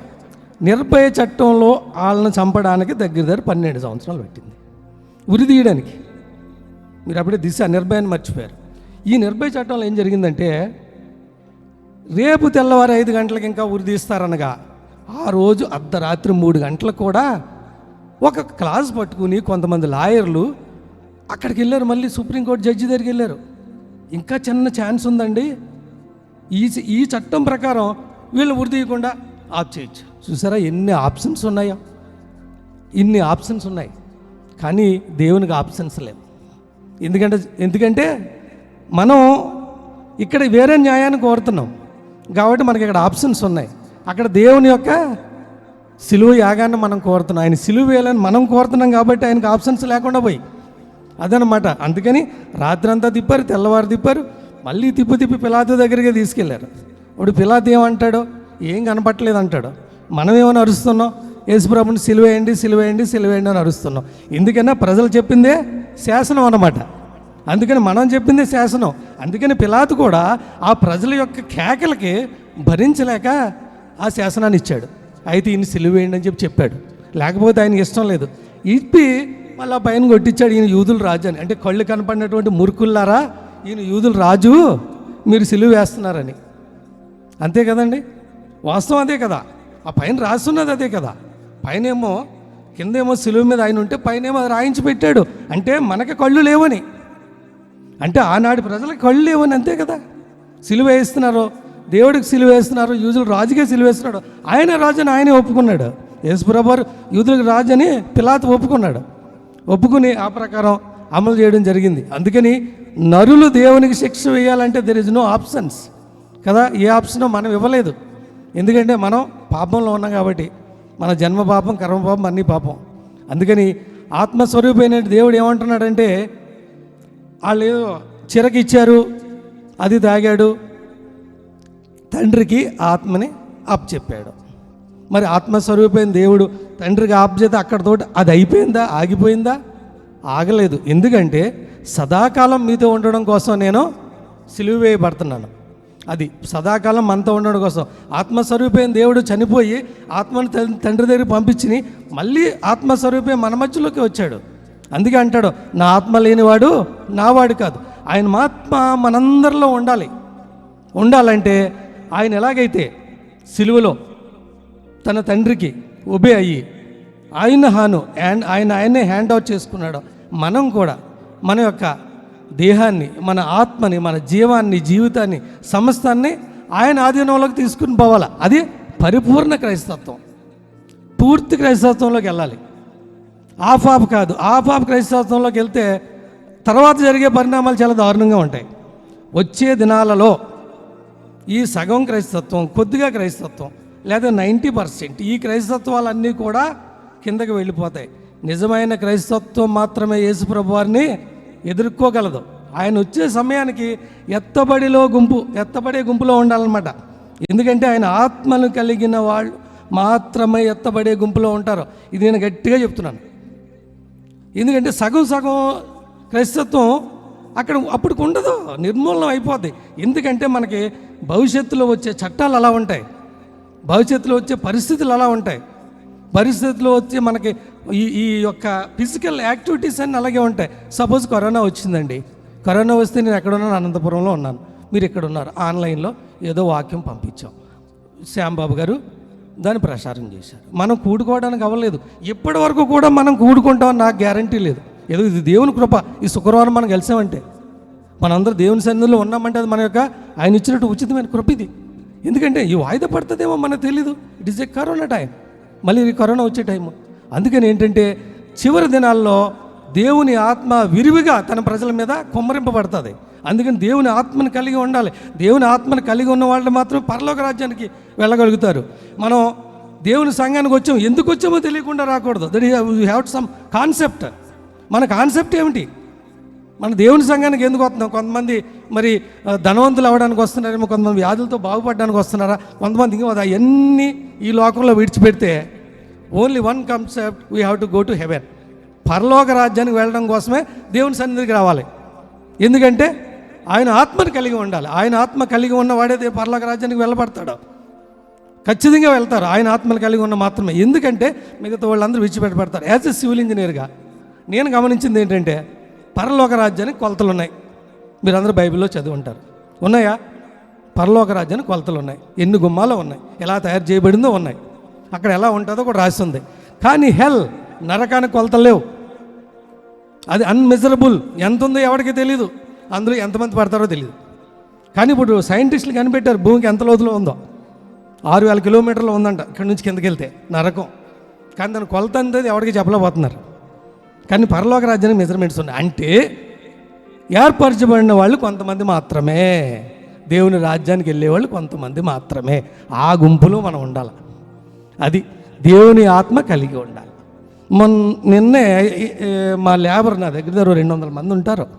వాళ్ళంతా సారో పెద్ద సార్ సెలవు పెట్టారంట కదా అన్నారు. అవునమ్మా. సార్ చిన్న సార్ కూడా సెలవు పెట్టారంట కదా అన్న. ఆయన క్రిస్టియన్. అవునమ్మా అన్న.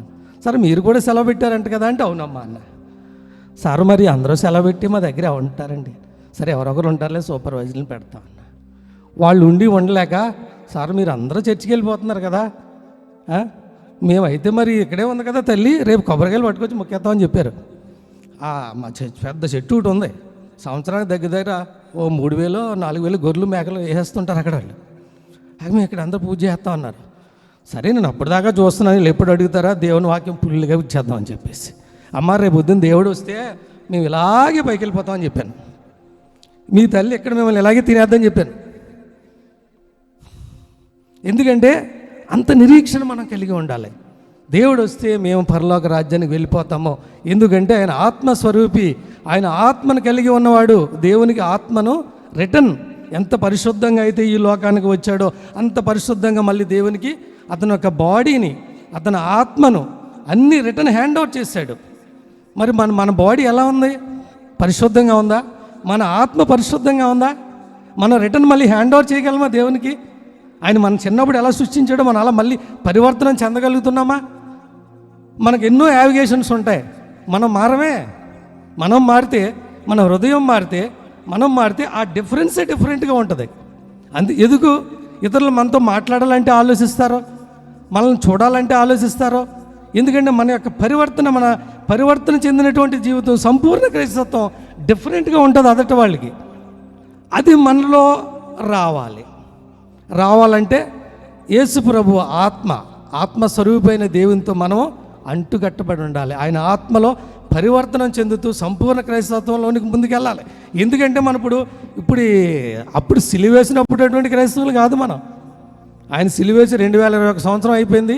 ఈ మాట చెప్పి ఇప్పుడు యెషయా గారు 700 సంవత్సరాలు బ్యాక్ చెప్పాడు. ఆయన రాకముందు 2721 సంవత్సరం అయిపోయింది ఈ సువార్త ఈ భూలోకానికి వచ్చి. మనం అప్పటి క్రైస్తవులు కాదు, యేసు ప్రభు వారు వచ్చే టైంలో ఉన్నాం మనం.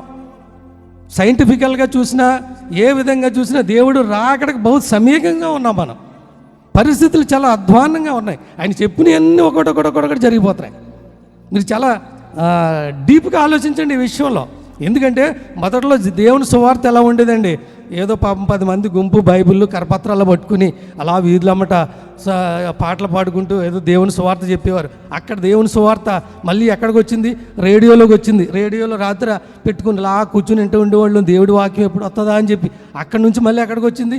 టీవీలోకి వచ్చింది. అంటే ఇంట్లోకి వచ్చేసింది దేవుని సువార్త. ఇంట్లోకి వచ్చేస్తే టీవీ పెట్టుకుని చూడటం మొదలుపెట్టాం. అక్కడి నుంచి మళ్ళీ ఎక్కడికి వచ్చేసింది? చేతిలోకి వచ్చేసింది. ఇప్పుడు మనం ఏం చేస్తున్నాం అంటే బైబిల్ మానేసాం, చేతిలో చూసేస్తున్నాం సెల్ ఫోన్ ఆన్ చేసి. కానీ ఇది కూడా ఆగిపోతుంది చివరి దినాల్లో. There is no online. ఒక్క శాటిలైట్ వెళ్ళి పైన ఉన్నటువంటి శాటిలైట్ని కొట్టింది అనుకోండి, నెట్వర్క్ ఆగిపోద్ది. ఓకేనా? ఇంటర్నెట్ ఆగిపోద్ది. అంటే మీ సెల్ ఫోన్ ఆగిపోద్ది. సరే, మీ సెల్ ఫోన్లో ఆఫ్లైన్ బైబిల్ ఉందనుకోండి, సరే దాన్ని ఓపెన్ చేసి చూద్దామంటే దీని సాఫ్ట్వేర్ అప్డేట్ ఆగిపోద్ది. దీని సాఫ్ట్వేర్ అప్డేట్ ఆగిపోయింది అనుకోండి, మళ్ళీ దానికి ఇంటర్నెట్ కావాలా, దాని నెట్ ఆగిపోద్ది. మొత్తం చేతిలో ఉన్న బైబిల్ ఆగిపోద్ది. దేవుని సువార్త ఇంకా క్లోజింగ్ టైంకి వస్తున్నాం, ప్రకటించే టైం కదా. ఎందుకంటే దేవుని సువార్త ప్రతి కార్నర్కి వెళ్ళిపోయింది, ప్రతి మనిషి దగ్గరికి వెళ్ళిపోయింది. అందుకనే దేవుని రాకడ అతి సమీపంగా ఉంది. నాది తెలియదు అనేటువంటి ఛాన్స్ లేదు. నువ్వు ఫోన్ ఓపెన్ చేస్తే చాలు, యూట్యూబ్ ఓపెన్ చేస్తే చాలు, దేవుని సువార్త మన చేతిలోకి వచ్చింది, మన హృదయంలోకి వచ్చింది, మన దగ్గరికి వచ్చింది. యేసు ప్రభు డైలీ మనతో మాట్లాడుతున్నారు. అది మనం అంత అప్డేట్ అయిపోయి ఉన్నాం. అందుకని ఈ దేవునికి ఆత్మ అప్పచెప్పారంటే ఆయన ఏదో దేవునికి ఆత్మ చెప్పి ఆయన అక్కడ దేవుని దగ్గరికి వెళ్ళిపోయారు కాదు. దేవుని ఆత్మ మన మధ్యలోకి వచ్చింది. దానికి కొన్ని రుజువులు కావాలి. మనకు తెలియకుండా మనం చాలా పొందుకుంటాం మన జీవితంలో. పొందుకున్నాయని మనం మర్చిపోతూ ఉంటాం. అయితే దేవుడు మనకి ఏమి ఇచ్చాడు అన్న ద్వారంలోనే ఉంటాం. కానీ ఏమి ఇచ్చాడు వెనక్కి చూస్తే ఎన్నో ఇచ్చుంటాడు. మీకు ఒక ఉదాహరణ చెప్తా. నాకు మొన్న జరిగిందే. మొన్న బయలుదేరాం. మొన్న ఆదివారం కాక అంతకు ముందు ఆదివారం మా పాప నేను బండి మీద వచ్చేస్తున్నాం. నాకు లాస్ట్ 1 month బ్యాక్ నుంచి షుగర్ ఎక్కువైపోయి ఇక్కడ బాగా టెస్టులు చేయించేసుకున్నా. ఈ సూది పొడిచినటువంటి బోట్లు విపరీతమైన బాధ పెట్టేస్తున్నాయి. తీరా చూస్తే అబ్బాయి అయితే బండి ఆడికి ఇచ్చేసేవాడిని, ఆడు నడుపుతాడు. అమ్మాయి గాజు ఒక దాటేసరికి చేతులు బాగా లాగేస్తున్నాయి. సరే ఏం చేయాలా? వచ్చి ఇక్కడ లోపల తిరిగి వచ్చి బండి ఆపేద్దామంటే ఇక్కడ బాబా వాళ్ళు వచ్చి ఆపేశారు. ఇక్కడ భోజనాలు పెడుతున్నారు కదా వాళ్ళు, కానీ కంట్రోల్ చేయలేక బండి తీసుకొచ్చి గేటు దగ్గర గుద్దేసే టైంకి వచ్చేసింది. పెట్టేసి మళ్ళీ అమ్మాయిని దించేసి మళ్ళీ వాళ్ళు వచ్చారు, వెనక్కి తీసేయండి సార్ అన్నారు. మళ్ళీ పట్టుకెళ్ళి ఆడ పెట్టేశా. మరి ఆరాధన జరుగుతుంది. ఆరాధనలో దేవుడిని అడిగా, యేసయ్య నువ్వు ఉన్నావు కదా, ఆత్మస్వరూపిని అంటావు కదా, నా చేతులు బాగు చేయి. శక్తి లేదు బండి నడపడానికి. చూసారా ఎంత బలంగా కనిపించే వ్యక్తిని. నా చేతులు బాగు చేయి. మీరు నమ్మరు, చేతులు ఎత్తాను, మళ్ళీ దించేటప్పటికి నొప్పి లేదు. ప్రైజ్ ది లార్డ్, హల్లెలూయా. దించేటప్పటికి నొప్పి లేదు. ఏం జరిగిందో తెలీదు, ఇప్పటికే నొప్పి లేదు. మీకు చెప్తున్నా, పరిశుద్ధాత్మ దేవుడు నువ్వు ఉన్నావు కదా అండి. ఎస్ నేను ఉన్నాను, మీరు నాతో లేరు అంతే. మీరు నన్ను అడగట్లేదు, నాతో అంటుకట్టు పట్టలేదు, నాతో లింక్ అప్ అవ్వట్లేదు, నాతో ఆన్లైన్ అవ్వట్లేదు. మనకు రేషన్ కార్డు ఆన్లైన్ కావాలి, ఆధార్ కార్డు ఆన్లైన్ కావాలి, అన్నీ ఆన్లైనే. కానీ దేవునితో ఆన్లైన్లో ఉన్నామా? దేవునితో ఆన్లైన్లో ఉంటేనే మాత్రం ఆయన పరిశుద్ధాత్మతో మనం లింక్ అప్ అయి ఉంటేనే ఆయన కార్యాలను చూడగలము, పరలోక రాజ్యానికి వెళ్ళగలము, లేకపోతే లేదు. ఎంతమంది దేవునితో ఆన్లైన్లో ఉంటున్నారు? ఒకరోజు ఈ సువార్త మూయబడుతుంది, బైబిల్ క్లోజ్ అయిపోద్ది, ఎక్కడ వాక్యం దొరకదో, ఏమి ఉండదో, చర్చలు మూయబడితే, కరోనా కాకపోతే ఇంకోటి వస్తుంది, మనం అందరం ఇంట్లోనే ఉంటాం. అప్పుడు మనం ఎవరితో ఉండాలి? దేవునితో ఉండాలి, దేవుని ఆత్మతో ఉండాలి. ఎప్పుడైతే దేవుని ఆత్మతో మనం లింకప్ అయి ఉన్నామో మనకి ఇంకేం అవసరం లేదు. We have to go. ఆయన వస్తే మనం వెళ్ళిపోతాం. ఆ నిరీక్షణ మనలో ఉంటుంది. అందుకని ఈ చివరి దినమాల్లో ఇంకా కొద్ది ఇంకా వెనక ముందు అన్నీ ఆలోచించి వదిలేసి, లేదో ఏడాదికి ఒకసారి క్రిస్మస్కో, జనవరి 1st కొద్దిగా గుడ్ ఫ్రైడేకో రావడం మానేసి సంపూర్ణ క్రైస్తత్వంలోకి వెళ్ళిపోవాలి. ఎందుకంటే this is the last days. ఎందుకంటే మీకు అంత సైంటిఫికల్గా అప్డేట్ ఉండకపోవచ్చు. మేము చాలా చూస్తున్నాం, బయట ఏం జరుగుతుందో, ప్రపంచం అంతా ఏం జరుగుతుందో మేము అబ్జర్వ్ చేస్తూ ఉన్నాం. అందుకే చెప్తున్నాను, మన మన మన పెద్ద పెద్ద సేవకులు కూడా ఇదే అనౌన్స్ చేస్తున్నారు, దేవుని రాకడ అతి సమీపంగా ఉన్నది, ఇంకా సగం క్రైస్తవత్వంలో ఉండొద్దు అని. ఎంతమంది పరలోక రాజ్యం వెళ్ళగలుగుతున్నారు, అంతమంది పూర్తి క్రైస్తవంలోకి వెళ్ళాల్సిందే. మనం మారాల్సిందే. ఇంకా దేని గురించి, ఇంకా ఆలోచించే దేని గురించి, ఇంకా మనకి ఏయో ఉన్నాయని. కరోనా వచ్చి ఎవరు చచ్చిపోతారో ఎవరు బతుకుతారో తెలియలేదే. ఆ రోజు నేను అనంతపురంలో ఉన్నా, మా మిస్సెస్ అంటది, ఏమంటే మీరు అక్కడ చచ్చిపోతారు, మేము ఎక్కడ చచ్చిపోతాం. నాకు ఎంత బాధ కలిగిందంటే తట్టుకోలేకపోయాను. నేను ఎక్కడో దూరంగా ఉన్నాను. ఏమంటే కరోనా వచ్చిందండి, ఏదో వచ్చేసిందండి, మీరు అక్కడ చచ్చిపోతారేమో, మేము ఇక్కడ చచ్చిపోతారేమో, ఏమైపోతాను నేను అక్కడ. చూసారా, అంత భయంకరమైన పరిస్థితుల్లోంచి దేవుడు మనల్ని బయటికి తీసుకొచ్చాడు. ప్రస్తుత పరిస్థితులు కూడా దానికి అనుకూలంగానే ఉన్నాయి. అందుకని ఇవన్నీ కూడా క్లోజ్ చేయబడతాయి. ప్రకటన గ్రంథం నెరవేరే టైం దగ్గరకు వచ్చేసింది అనమాట. నెరవేరుతుందో పక్క నుంచి. అందుకని మనం సంపూర్ణ క్రైస్తత్వంలోనికి రావాలా. అది ఈ మాట ఏంటంటే, is obeyed is word of the God. దేవునికి, తండ్రికి తను ఒబే అయ్యాడు. తన బాడీని ఇచ్చేశాడు, తన ఆత్మని ఇచ్చేశాడు. పూర్తిగా తానే ఆయనకి సమర్పించేసుకున్నాడు. మనం కూడా మనల్ని మనం సమర్పించేసుకోవాలా. ఇంకెంతకాలం ఈ పాడు దేహాన్ని పట్టుకుని వేలాడుతూ ఉంటాం? ఎంతకాలం మనం ఈ అటు ఇటు చూసుకుంటూ ఉంటాం? ఎంతకాలం దేవునికి దూరంగా ఉంటాం? పరిస్థితులను బట్టి ఉండొచ్చేమో, కానీ అలా ఉండడానికి ఇంకా సమయం లేదు. అది అందుకని ఎన్నో కనపడతా ఉన్నాయి. దేవుడు వచ్చేస్తున్నాడు అంటే మరి ఎవరికన్నా అనిపించలేదా, అయ్యో దేవుడు వచ్చేస్తే నేను లిఫ్ట్ అవుతానా లేదా అని, పరలోక రాజ్యానికి వెళ్తానా లేదా అని అనిపిస్తే మనం ఉండలేం. ఆయన బిడ్డగా జీవించుకుంటూ ఉండలేం. మనం పక్క వాళ్ళకి సువార్త చెప్పలేకుండా ఉండలేం. మన ముందు ఉన్న వాళ్ళకి సువార్త చెప్పలేకుండా ఉండలేం. దేవుని ప్రేమను మనం వివరించకుండా ఉండలేం. మనం మామూలుగా ఉండలేం. మనం మారిపోతాం. ఎందుకంటే ఇవన్నీ మూయబడతాయి. సువార్త ప్రకటింపబడదు. మనం మన పక్క వారికి చెప్పాలి, మన ముందు వారికి చెప్పాలి, మన వెనక వాళ్ళు చెప్పాలి, మన పని వారికి చెప్పాలి, మన స్నేహితులకు చెప్పాలి. దేవుని గురించి చెప్తే it is the time is to go to end. చివరి దండంలో ఉన్నాం. అసలు నేను ప్రిపేర్ అయింది వేరు, చాలా సబ్జెక్ట్ ఉంది ఇక్కడ. కానీ దేవుడిని అడిగాను, నాయన నువ్వే మాట్లాడు. అక్కడికి వెళ్ళి నేను మాట్లాడడం నాకు చాలా షేకింగ్గా ఉంది, అనారోగ్యంగా ఉందని. ఎంత ప్రిపేర్ అయినా దేవుడు మాట్లాడేది ఆత్మస్వరూపైన దేవుడు. మనం ఈ చివరి దినాల్లో ఇంకా ఏదో ఆశించి మనకి ఇంకా ఏయో ఉన్నాయని చెప్పేసి మనం బ్యాక్ స్టెప్ అయితే మాత్రం it is very difficult days future. మీకు విషయం చెప్తా. అత్తమ్మ గారిని హాస్పిటల్లో పెట్టాము. భవానీ నేను అత్తమ్మ దగ్గర కూర్చున్నాం. ఆ పక్క బెడ్ మీద ఒక ఆయన పాపం గిరిజనులు ఎక్కడో ట్రైబల్ దూరం నుంచి వచ్చారు. ఆయన చాలా చావు బ్రతుకుల్లో ఉన్నాడు. ఈసీజీ పెట్టేశారు, అన్నీ పెట్టేశారు. పెట్టేసిన తర్వాత పాపం వాళ్ళ కుటుంబ సభ్యులు 5 అక్కడ ఏడుస్తూ ఉన్నారు. ఆ మీటర్స్ అన్నీ చెక్ చేశాను నేను. ఆయన మీటర్స్ ఏం పనిచేయట్లేదు, అవి ఆడుతున్నాయి అంతే, ఆయన బతకడం. కానీ వాళ్ళు నా దగ్గరికి వచ్చారు. బాబు మీరు పాస్టర్ గారిలా కనపడుతున్నారో, ఈయనకి ఒకసారి ప్రార్థన చేయరా అని అడిగారు. నేను అలా బయటికి వెళ్ళి ఏసైకి ప్రార్థన చేస్తే నా ఆత్మకు తలంపించింది ఏంటంటే ఆయన బ్రతకడని చెప్పాడు. అతను బ్రతకడం ఏం చేసినా కానీ అయినో. మళ్ళీ నేను వచ్చాను, మా మిస్సెస్తో అన్నాను, పిఎం వాళ్ళు ప్రార్థన చేయమంటున్నారు, నేను వాళ్ళకు మాట చెప్తాను, నీకు ఏదైనా చిన్న ఛాన్స్ ఉంటే. పాప మా అమ్మే వాళ్ళ అమ్మ దగ్గర ఏడుతో కూర్చున్నాను, చిన్న ఛాన్స్ ఉంటే కొద్దిగా ప్రార్థన చేయని చెప్పి అన్న. అతనికి చెప్పాను, నాకన్నా నా భార్య చాలా భక్తిపరురాలు, మీరు మా మిస్సెస్ చేత ప్రేయర్ చేయించుకోండి అన్నాను. ఎందుకంటే దేవుని ఆత్మ చెప్తుంది అతను బ్రతకడని. నేను వెళ్ళిపోయాను. ఇక్కడికి వచ్చి మళ్ళీ 3 గంటలకు వెళ్ళేసరికి ఆయన చనిపోయాడు. మా మిస్సెస్ చెప్పింది ఆయన తీసుకెళ్ళిపోయారండి, చనిపోయాడని. అందుకని మనం దేవుని ఆత్మతో లింకప్ ఉంటే మన భవిష్యత్తు, మన లైఫ్, మన పరిస్థితులు అన్నీ ఆయన కంట్రోల్లో ఉండి ఆయన చెప్తూ ఉంటాడో ఎలా బ్రతకాలి, ఎలా జీవించాలి. అసలు 1 మంత్ సాలరీ రాకపోతే చాలా డిఫికల్ట్ నాకు, ఎందుకంటే నేను చేసే పనులు అంటాడు. అలాంటిది ఈ కరోనా టైంలో 6 నెలలు పోషించాడు దేవుడు. ఎంత గొప్పవాడండి. ఈ కరోనా టైంలో ఏముంది మనకి? ప్రీవియస్ ఇయర్ ఈ సమయానికి మనం ఎలా ఉన్నాం, ఈ మంత్లో మనం ఎలా ఉన్నాం? We are very very very difficult కండిషన్లో ఉన్నాం. కానీ దేవుడు మనల్ని అందరినీ పోషించాడు. There is no loss.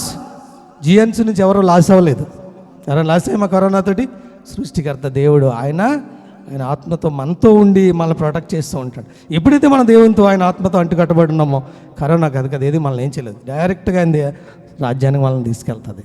అందుకని నేను చెప్పబోయేది ఏంటంటే, ది ద లాస్ట్ డేస్, చివరి దినాలు. యేసు ప్రభు వారు మళ్ళీ రాకపోతున్న దినాల్లో ఉన్నాం కాబట్టి ముక్తేశ్వరరావు గారు వచ్చేదో చెప్తాడు అనుకున్నాకుండా ముక్తేశ్వరరావు ఏం చెప్తాడో ముక్తేశ్వరరావుకే తెలియదు after some time. But this is the word of the God. మనం ఆయన్ని ఎదుర్కోవడానికి సిద్ధంగా ఉండాలి, ప్రార్థనాపూర్వకంగా ఉండాలి, అన్ని విషయాల్లోని పరిపూర్ణమైనటువంటి క్రైస్తత్వం కలిగి ఉండాలి, పరిపూర్ణమైన క్రైస్తత్వం. అందుకని you have to hand out our self to the God. It's the will of the God. Okay, thank you. ఈ అవకాశం ఇచ్చినటువంటి దైవజనులకు వందనాలు. శ్రమ ప్రమాదములను గొప్ప శబ్దమేతిహాం సమాప్తమైన డంచు తెల్లిపి సమసితివి గదా ఆహా మహాత్మం శరణ్య విమోచకం దోషరహితం చంపే నేను నాం దోషమే గదా ఆహా మహాత్మం శరణ్య విమోచక. ఆరో మాటగా చక్కగా వివరించిన ముక్తేశ్వరరావు గారికి నా హృదయపూర్వకమైన వందనాలు తెలియజేస్తా ఉన్నాను. ఆఖరి మాట ముగింపు కనుక జాన్ బాబు గారు వచ్చి మనకు వివరించవలసిందిగా మనం చేస్తా ఉన్నాం.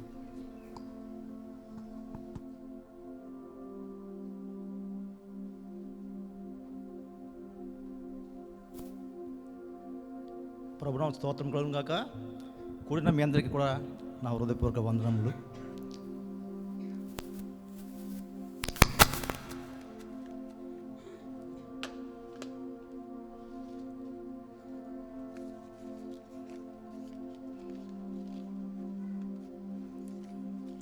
దాదాపు 2020 సంవత్సరంకు ముందు ఈ భూలోకం ఉద్ధరించుటకు యేసుక్రీస్తు ప్రభువు వారు ఈ లోకానికి వచ్చి ఎందరో మహానుభావులు జీవించిన వారి అందరికంటే ఎంతో ఉన్నతమైన జీవితం జీవించి మనకి ఒక మాదిరి నేర్పించి ఈ తన ఆత్మను అప్పగించుకున్నారు. యేసుప్రభు వారు చెయ్యని నేరానికి ఒక దొంగ, బరబ్బా అనే దొంగ, అతను సిలువనేమో అతను ఎక్కారండి. గొల్గొతా అనే ప్రాంతంలో దాదాపు ఉదయం 9 గంటలకి ఆయన సిలువెక్కారు. మధ్యాహ్నం 3 గంటలకి ఆయన తన ఆత్మను అప్పగించుకున్నారు. ఈ యొక్క మధ్య 6 గంటల సమయంలో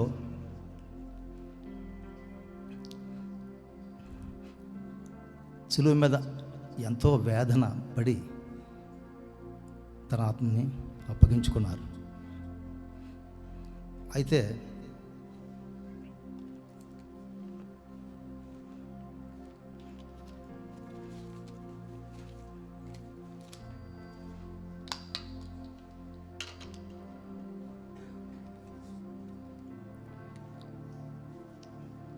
యేసుప్రభు వారు ఆ సిలువలోనే ఉంటుండగానే 7 మాటలు పలికారండి. ఆఖరి మాటగా 7వ మాటగా లూకా గారు రాసిన సువార్త 23 అధ్యాయము 46వ వచనంలోని చూస్తే ఒకసారి చదవండమ్మా ప్లీజ్. అప్పుడు యేసు గొప్ప శబ్దంతో కేక వేసి, తండ్రి, నీ చేతికి నా ఆత్మను అప్పగించుకున్నాను నేను. గొప్ప శబ్దంతో కేక వేసి, నీ చేతికి నా ఆత్మను అప్పగించుకున్నాను నేను. అంటే మనందరికీ ఒక ప్రశ్న ఏంటంటే, మనం చనిపోయిన తర్వాత మన ఆత్మ డైరెక్ట్గా పరలోక రాజ్యంకి వెళ్ళిపోతాయా, లేకపోతే మనము ఆత్మను అప్పగించుకోవాలా? అంటే మనం చనిపోయిన వెంటనే డైరెక్ట్గా పరలోక రాజ్యంలోకి ఆత్మ వెళ్ళవండి. అలాగే వెళ్ళిపోయి అయితే యేసుప్రభు వారు తన ఆత్మను తండ్రికి ఎందుకు అప్పగించుకుంటారు? తల్లి గర్భంలో ఉండి మనల్ని ఎంత నిర్దోషులుగా, నిష్కలంకులుగా ఈ భూమి మీదకి తన తండ్రి ఆత్మనిచ్చి పంపించారో బయటికి, మనము 70 సంవత్సరాలు బ్రతికినా, 80 సంవత్సరాలు బ్రతికినా, ఎంతకాలం బ్రతికినా సరే అదే పవిత్రతతోటి మన తండ్రికి మన ఆత్మను అప్పగించుకోవాలి. యేసుప్రభు వారు తల్లి గర్భంలో ఎంత పవిత్రంగా ఉండి బయటకు వచ్చారో అంతే పవిత్రంగా సిలువ మీద తన ఆత్మను అప్పగించుకున్నారా, లేకపోతే ఏదైనా పాపం అంటించి అప్పగించారా? ఆ విధంగానే మనం కూడా ఆత్మని అప్పగించుకోవాలండి. అయితే అటువంటి ఆత్మని మనం అప్పగించుకోవాలంటే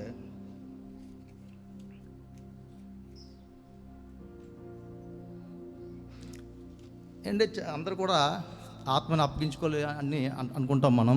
చాలామంది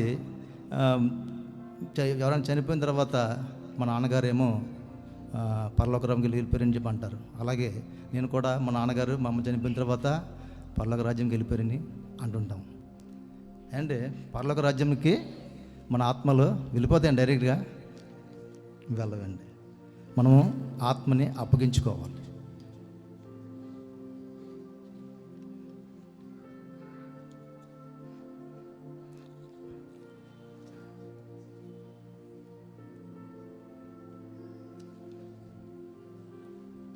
యేసుప్రభు గారు ఎలాగైతే తన ఆత్మను బాధ్యతగా తండ్రికి అప్పగించుకున్నారో, అదే విధంగా మనము నిర్దోషంగా, నిష్కలంకంగా మనం ఆత్మని అప్పగించుకోవాలి. అయితే మనం ఎందుకు ఆత్మను అప్పగించుకోవాలో జ్ఞాని అయిన ప్రసంగి వ్రాసిన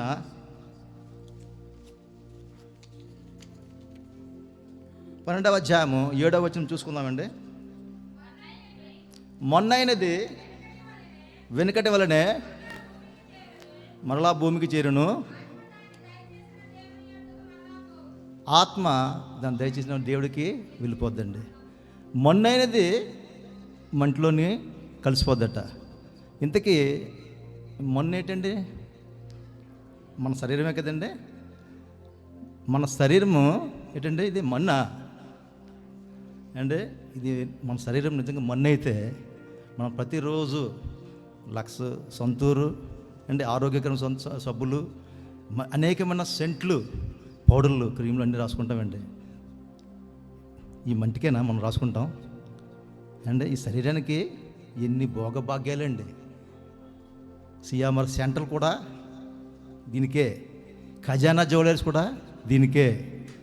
అంటే ఫిష్ మార్కెట్, మటన్, చికెన్ అన్ని మార్కెట్లు కూడా మన ఈ శరీరానికి ఏంటంటే మట్టిగా మనం చేస్తున్నది అంత అండి. అయితే ఈ మట్టి మనం ఎంతో ప్రేమిస్తుంటాం అనుకోండి. అయితే మొన్న అనేది ఎక్కడికి వెళ్ళిపోద్దటంటే వెనుకటి వల్లే మొన్న అయిపోద్ది. వెనుకటి వల్లే మొన్న అయిపోవడం అంటే ఏంటంటే, ఏ విధంగా అయితే భూమిలోంచి ఒక మట్టిని తీసి బయటికి ఒక ఆత్మని పంపించారండి. ఎవరిదండి ఆత్మది? ఆదాం గారిది. ఏ విధంగా అయితే ఆదాం గారి ఆత్మ మన్నులోంచి బయటకు వచ్చిందో, మనం చనిపోయిన తర్వాత మనకి చక్కగా స్నానం చేయించి బట్టలు వేయించి మట్టి లోపలికంట పెట్టి మట్టి కప్పేస్తే మొన్ననేది ఎలా వెళ్ళిపోద్దండి? ఎలాగైతే ఆదాం వెళ్ళిపోయాడో అదేవిధంగా మొన్ననేది మంటలో కలిసిపోద్ది. ఆ తర్వాత ఏంటమ్మా? ఆత్మ దయచేసిన దేవుని దగ్గరికి వెళ్ళిపోద్దండి. అంటే ఆత్మ తండ్రి దయచేసిన దేవుని దగ్గరకు ఆత్మ వెళ్ళిపోద్ది. అంటే మరి మన్ననేది మంటలో కలిసిపోద్ది, ఆత్మ దానికదే పక్షి వల్ల తురుము ఎగిరిపోద్ది, పైకి పోద్ది. అంటే మనకి ఇంకా పని ఏముంది? ఇంకేం పని లేదు కదా. ఎందుకంటే మట్టిలో కలిసిపోతుంది, ఆత్మ దేవుని దగ్గరికి వెళ్ళిపోతుంది. మన పని చక్కగా చర్చికొచ్చి చక్కని పాటలు, బెన్ని, జీవనం, మళ్ళీ ఇంకా చాలామంది మంచి మ్యూజిక్ కొడుతుంటారు కదండి మన బిడ్డలు. ఆ మ్యూజిక్ని ఆలకించుకుంటూ మధు, బొజ్జి, ఇంకా మన విలియమ్స్ వీళ్ళందరూ పాడిన పాటలు ఆలకించుకుంటూ, శ్యామ చెప్పిన కొన్ని అద్భుతమైన ప్రసంగం ఆలకించుకుంటూ మనం పని బయటికి వెళ్ళిపోయి మనకు పని మనం చేసుకుని పోతే చాలండి. ఇంకా మనకి ఇంకేం పని లేదు కదా. ఎందుకంటే మనలో కలిసిపోతుంది, మన ఆత్మ దేవుని దగ్గరికి వెళ్ళిపోతుంది. మన పని ఏం లేదండి. ఏ పని లేకుండా ఆత్మ వెళ్ళిపోతే మరి యేసుప్రభు వారు తన ఆత్మని ఎందుకండి తండ్రికి అప్పగించుకుంటారు? తండ్రికి అప్పగించుకోవాలంటే తప్పనిసరిగా మనం తండ్రికి అప్పగించే విధంగా ఉండాలి. అయితే ఒక వాక్యం చూద్దామండి. పేతురు గారు రాసిన మొదటి పేతురు 4వ అధ్యాయము 19వ వచనం. కాబట్టి దేవుని చిత్త ప్రకారము బాధపడువారు సత్ప్రవర్తన కలిగి గలవారై నమ్మకమైన సృష్టికర్తకు తన ఆత్మలను అప్పగించుకోవాలండి. మనం ఏం ప్రవర్తన? సత్ప్రవర్తన, మంచి ప్రవర్తనతో మనం ఉంటే, ఆ విధంగా మనం చేస్తేనే దేవుని వద్దకి మన ఆత్మ వెళ్తుందని ఈ యొక్క పేతురుగా చెప్తున్నారండి. అటువంటి జీవితం జీవించిన వాళ్ళు చాలామంది ఉన్నారు. అయితే వారందరి కోసం నాకు చెప్పను కానీ, అపోస్తులైన పౌలు జీవించిన విధానంలో ఒక వాక్యం చెప్తానండి. తిమోతికి రాసిన రెండవ పత్రిక 4వ అధ్యాయము 6వ వచనం. నేను ఎప్పుడే పానార్పంగా పోయబడుచున్నాను, నేను వెళ్ళిపోయే కాలం సమీపించున్నది, మంచి పోరాటం పోరాడి తిని నా పరుగుని కడముట్టించి తిని విశ్వాసమును కాపాడుకుంటుంది. ఏంటంటే మన అపోస్తలుడైన పౌలు తిమోతికి రాసిన సంఘంకి ఉద్ధరించి అతను ఆఖరి సమయంలో, ఎందుకంటే అతను తెలిసిపోయింది నేను పలానా టైంలోనే ఇంకా అయిపోతాను, తొందరలోనే నా ఆత్మను అప్పగించుకునే సమయం వచ్చిందని చెప్పి అనుకొని ఆ యొక్క ఏమంటున్నారంటే మంచి పోరాటము పోరాడి తిని. మంచి పోరాటంలోనే మంచిది చెడ్డది పోరాటం ఉంటాయండి. మంచి పోరాటము చెడ్డ పోరాటము. ఒక అమ్మాయి అంట ఒక అబ్బాయిని ప్రేమించిందంట. ప్రేమించిన తర్వాత ఆ అబ్బాయికి ఏమో వాళ్ళ తల్లిదండ్రులు ఏమో అబ్బాయితో కాకుండా వేరే ఒకరితో వివాహం చేస్తున్నారట. చేస్తే ఈ అమ్మాయి ఏం చేసిందంటే అబ్బాయి ఇంటి ముందుని మౌన పోరాటం చేస్తుందంట. ఎందుకు? ఆ అబ్బాయికి ఇచ్చి వివాహం చేయమని. ఇది మంచి పోరాటం అండి. ఒక ఒక ఒక మనిషి అంట, ఒక మనిషి 5 కత్తులు తీసుకొని నోట్లోంచి లోపలికంట పెట్టేసుకుంటాడంట. ఎందుకు? గిన్నిస్ బుక్ ఎక్కాలట అండి. ఇది మంచి పోరాటమా? అయితే ఇది ఈ పోరాటం కాదండి. మనము పర్లోక రాజ్యం కోసము పోరాడాలి. ఏంటంటే మనకి పర్లోక రాజ్యంకి వెళ్ళడానికి ఒక ఎవరెస్ట్ పర్వతం ఎక్కి మీరు వస్తేనే వాళ్ళు పర్లోక రాజ్యంకి వెళ్తారన్నారా?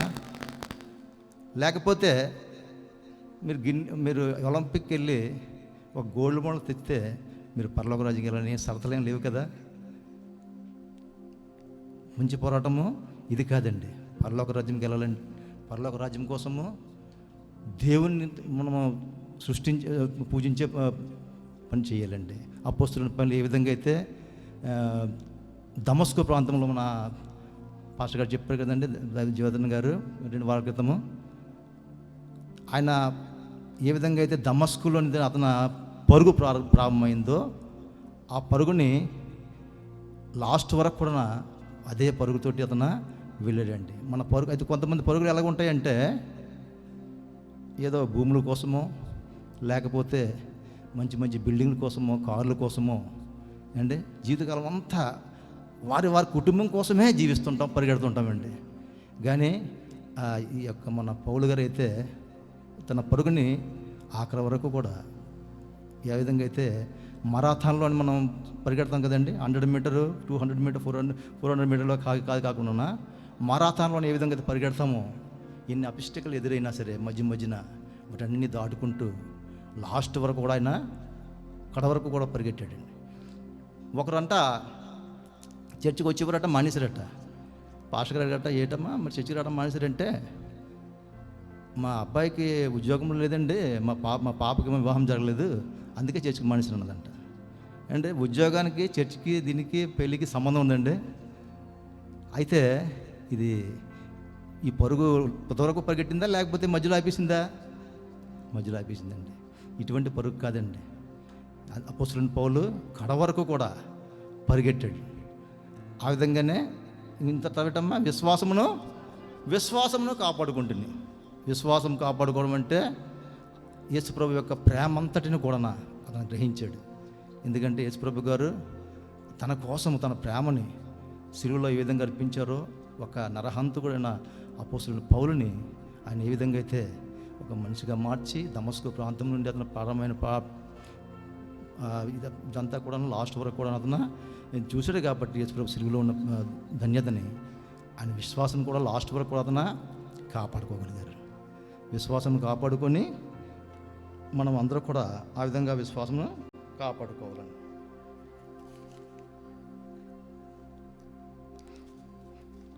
అయితే విశ్వాసం కాపాడుకోవడానికి యేసుప్రభు ఏ విధంగా అయితే తన ఆత్మని అప్పగించారో అలాగే మనలాంటి ఆయన కోసమే కాకుండా మనలాంటి పాపుల కోసము మనం ఆలోచించే మన మనసులో ఉన్న చెడు తలంపులు చెడు ఆలోచనని బట్టి మన తలనేమో ముళ్ళ కిరీటం పెట్టుటకు ముళ్ళ కిరీటం వారికి తన తలను అప్పగించాడు. అలాగే మనం చేసిన ఈ యొక్క దొంగతనాలు దోపిడీల కోసము మనం చేసే ఈ పాపాలను బట్టి చేతులనేమో మేగులు కొట్టుటకు అప్పగించాడు. అలాగే ఎంతోమంది మనం పరిగెట్టే కాళ్ళు మనం చెడుతనానికి ఏది చూసామంటే దాన్ని పొందుటకు అనేక మంది బలత్కారాలు అన్నీ చేసి నరహత్యలు చేస్తుంటారు. ఇది పరుగులు. ఈ పరుగుల కోసము తన కాళ్ళనేమో మేగులు కొట్టుటకు సిలువుకు అప్పగించారండి. మనం చేసే శరీరం మొత్తం మనం పాపను బట్టి ఆయన శరీరాన్ని నలగొట్టుటకు చితగొట్టుటకు శరీరాన్ని మన కోసం తన శరీరాన్ని అప్పగించుకున్నాడు.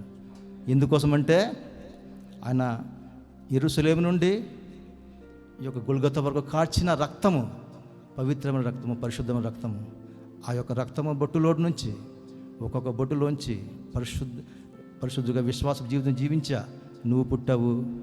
ఆ విధంగా అదే బొట్టులోంచి నేను పుట్టాను. మనందరం కూడా ఆ పాపం కార్చిన రక్తం బట్టి మనందరము పుట్టాము.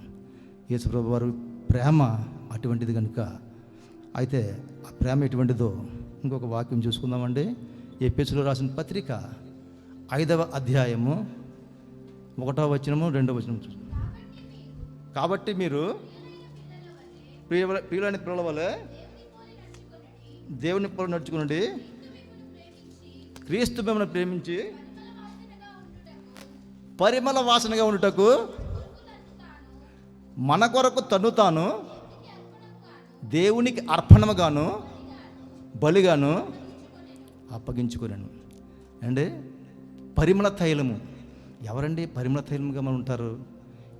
మనము మన జీవితకాలం అంతే కూడా మన పనిని యేసుక్రీస్తు ఏ విధంగా ప్రేమించారో ఆ విధంగా మనం ప్రేమించి మనకు ఏదైతే సువార్త భారం అప్పగించాడో ఆ పనినంతా ముగించుకొని మనము ఎటువంటి ప్రాణాపాయాలకైనా సరే, ఎటువంటి పరిస్థితులు వచ్చినా సరే వాటన్నిటిని కూడా మనం ఎదిరించి దేవుని కోసం మనం పోరాడతాము. అటువంటి వారంతా కూడా దేవునికి ఎలాగుంటామండి? పరిమళ తైలం వల్లే. ఏ విధంగా అయితే అపోస్తులైన పౌలు పరిమళ తైలంగా ఉన్నాడో, అలాగే స్టెఫన్ అయితే ఏ విధంగా పరిమళ తైలంగా ఉన్నాడో ఆ విధంగా మనమందరం కూడా పరిమళ తైలంలో జీవిస్తాము. అలాగే ఆఖరిగా ఇంకొక వాక్యం చూసి ముగించుకుందామండి. ఫిలిప్పీయులకు రాసిన పత్రిక 2వ అధ్యాయము 5 నుంచి 11 వచనం లాస్ట్ చదువుకుందామా. క్రీస్తు యేసుకు కలిగిన ఈ మనస్సును మీరును కలిగి ఉండుడి. ఆయన దేవుని స్వరూపం కలిగిన వాడు ఉండి దేవునితో సమానంగా ఉండుట విడిచికి పెట్టకుండా భాగ్యమని ఎంచుకోవడం లేదు, కానీ మనుషుల పోలికగా పుట్టి దాసుని స్వరూపం ధరించుకొని తన్ను తానే రిక్తుగా చేసుకున్నాను. మరియు ఆయన ఆకారమందు మనుష్యుడిగా కనబడి మరణం పొందినంతగా, శిలువ మరణం పొందినంతగా విధేయత చూపిన వాడై తను తాను తగ్గించుకున్నాను. అందుచేతను పరలోకమందున్నవారు కానీ, భూమి మీద ఉన్నవారు కానీ, భూమి క్రింద ఉన్నవారు కానీ ప్రతి మోకాలును యేసు నామమున వంగునట్లును, ప్రతి నాలుకయు తండ్రి మహిమార్థమై యేసుక్రీస్తు ప్రభువుని ఒప్పుకున్నట్లు దేవుడు ఆయన అధికంగా హెచ్చించి ప్రతి నామమునకు పై నామమును ఆయనకు అనుగ్రహించాను. అంటే మన కోసం ఆయన దాసుని స్వరూపము. దాసుని స్వరూపం అంటే ఇశ్రాయేల్లోనండి, యూదుల్లోని దాసుడు అంటే తండ్రి పేరు ఉండదు, తల్లి పేరు ఉండదు. ఏ పని చెప్తే ఇంకా ఆ పని చేసి చాలా తగ్గించుకునే స్వభావం. అటువంటి స్వభావం యేసు ప్రభు తనకు తాను దాసుని స్వరూపం చేసుకొని తనకు తాను రిక్తునిగా చేసుకున్నాడండి. రిక్తునిగా చేసుకోవడం అంటే మనం సంవత్సరానికి ఒకసారి ఈ ఇతర బిందులు గట్రా మన సామాన్లు తోముకొని చింతపండుతో తోముకొని శుభ్రంగా పని పెట్టుకుంటాం, తోముకొని బోర్లు ఖాళీగా పెట్టేస్తాం. అయితే అటువంటి ఏ విధంగా అయితే ఖాళీగా పెట్టేశాడో అతనికి సర్వలోకం అంతా కూడా ఇంకా ఆయనదే. మొత్తం దాన్ని ధనము గిన్నె మొత్తం సమృద్ధి అంతా ఆయన ఉన్నా సరే కూడా ఆయన మనల్ని ప్రేమించారు కాబట్టి, అధికంగా ప్రేమించారు కాబట్టి ఆ సిలువలోని రిక్తునిగా తనకి ఏమీ లేని వారుగా ఈ లోకంలోని ఆయన విడిచిపెట్టేశారు. ఎందుకోసము? ప్రతి ఒక్కరూ తండ్రి, అందుకే ఆయన చేసిన విధానం బట్టి తండ్రి అయిన దేవుడానికి ఏమి ఇచ్చాడు, ఘనత ఇచ్చాడమ్మా? ప్రతి ఒక్క మోకాళ్ళను వంగునట్లు, ప్రతి ఒక్క మోకాళ్ళను వంగునట్లును, ప్రతి నాలుకయు స్తుతించినట్టు. నాలుక స్తుతించాలి, మోకాలు వంగినట్టు. చూసి మొన్న శ్యామ్ చూపెట్టారు కదండి వీడియోలోనే. ప్రతి ఒక్కరు కూడా మోకాలు వేసుకొని ఎంత ఇదిగా దేవుని ప్రార్థిస్తున్నారో. ప్రతి ఒక్కరు మోకాలు, ధనికులు పేదవాళ్ళు అందరూ కాదండి, ప్రతి ఒక్కరు కూడా మోకాలు వేసి చేసినట్టు ఆయన యొక్క ప్రేమను బట్టి ఈ విధంగా మనకి వాక్యం చెప్తున్నది. అలాగే ఆయన చేసిన విధానం బట్టి దేవుడు అతనికి ఏంటి ఇచ్చాడంటే అన్ని నామముల కంటే పైనామం, అన్ని నామముల కంటే పైనామం యేసునామం.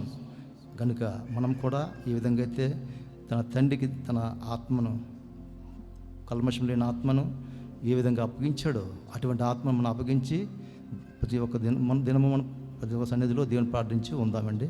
దేవుడు ఈ మాటలు దీవించిన గాక. అవకాశం ఇచ్చి శ్యాముకున్న హృదయపూర్వక వందనములు. అప్పగింతు తండ్రి నీకు నాత్మనంచును గొప్ప యార్బాటంబు చేసి కూలిపోతివా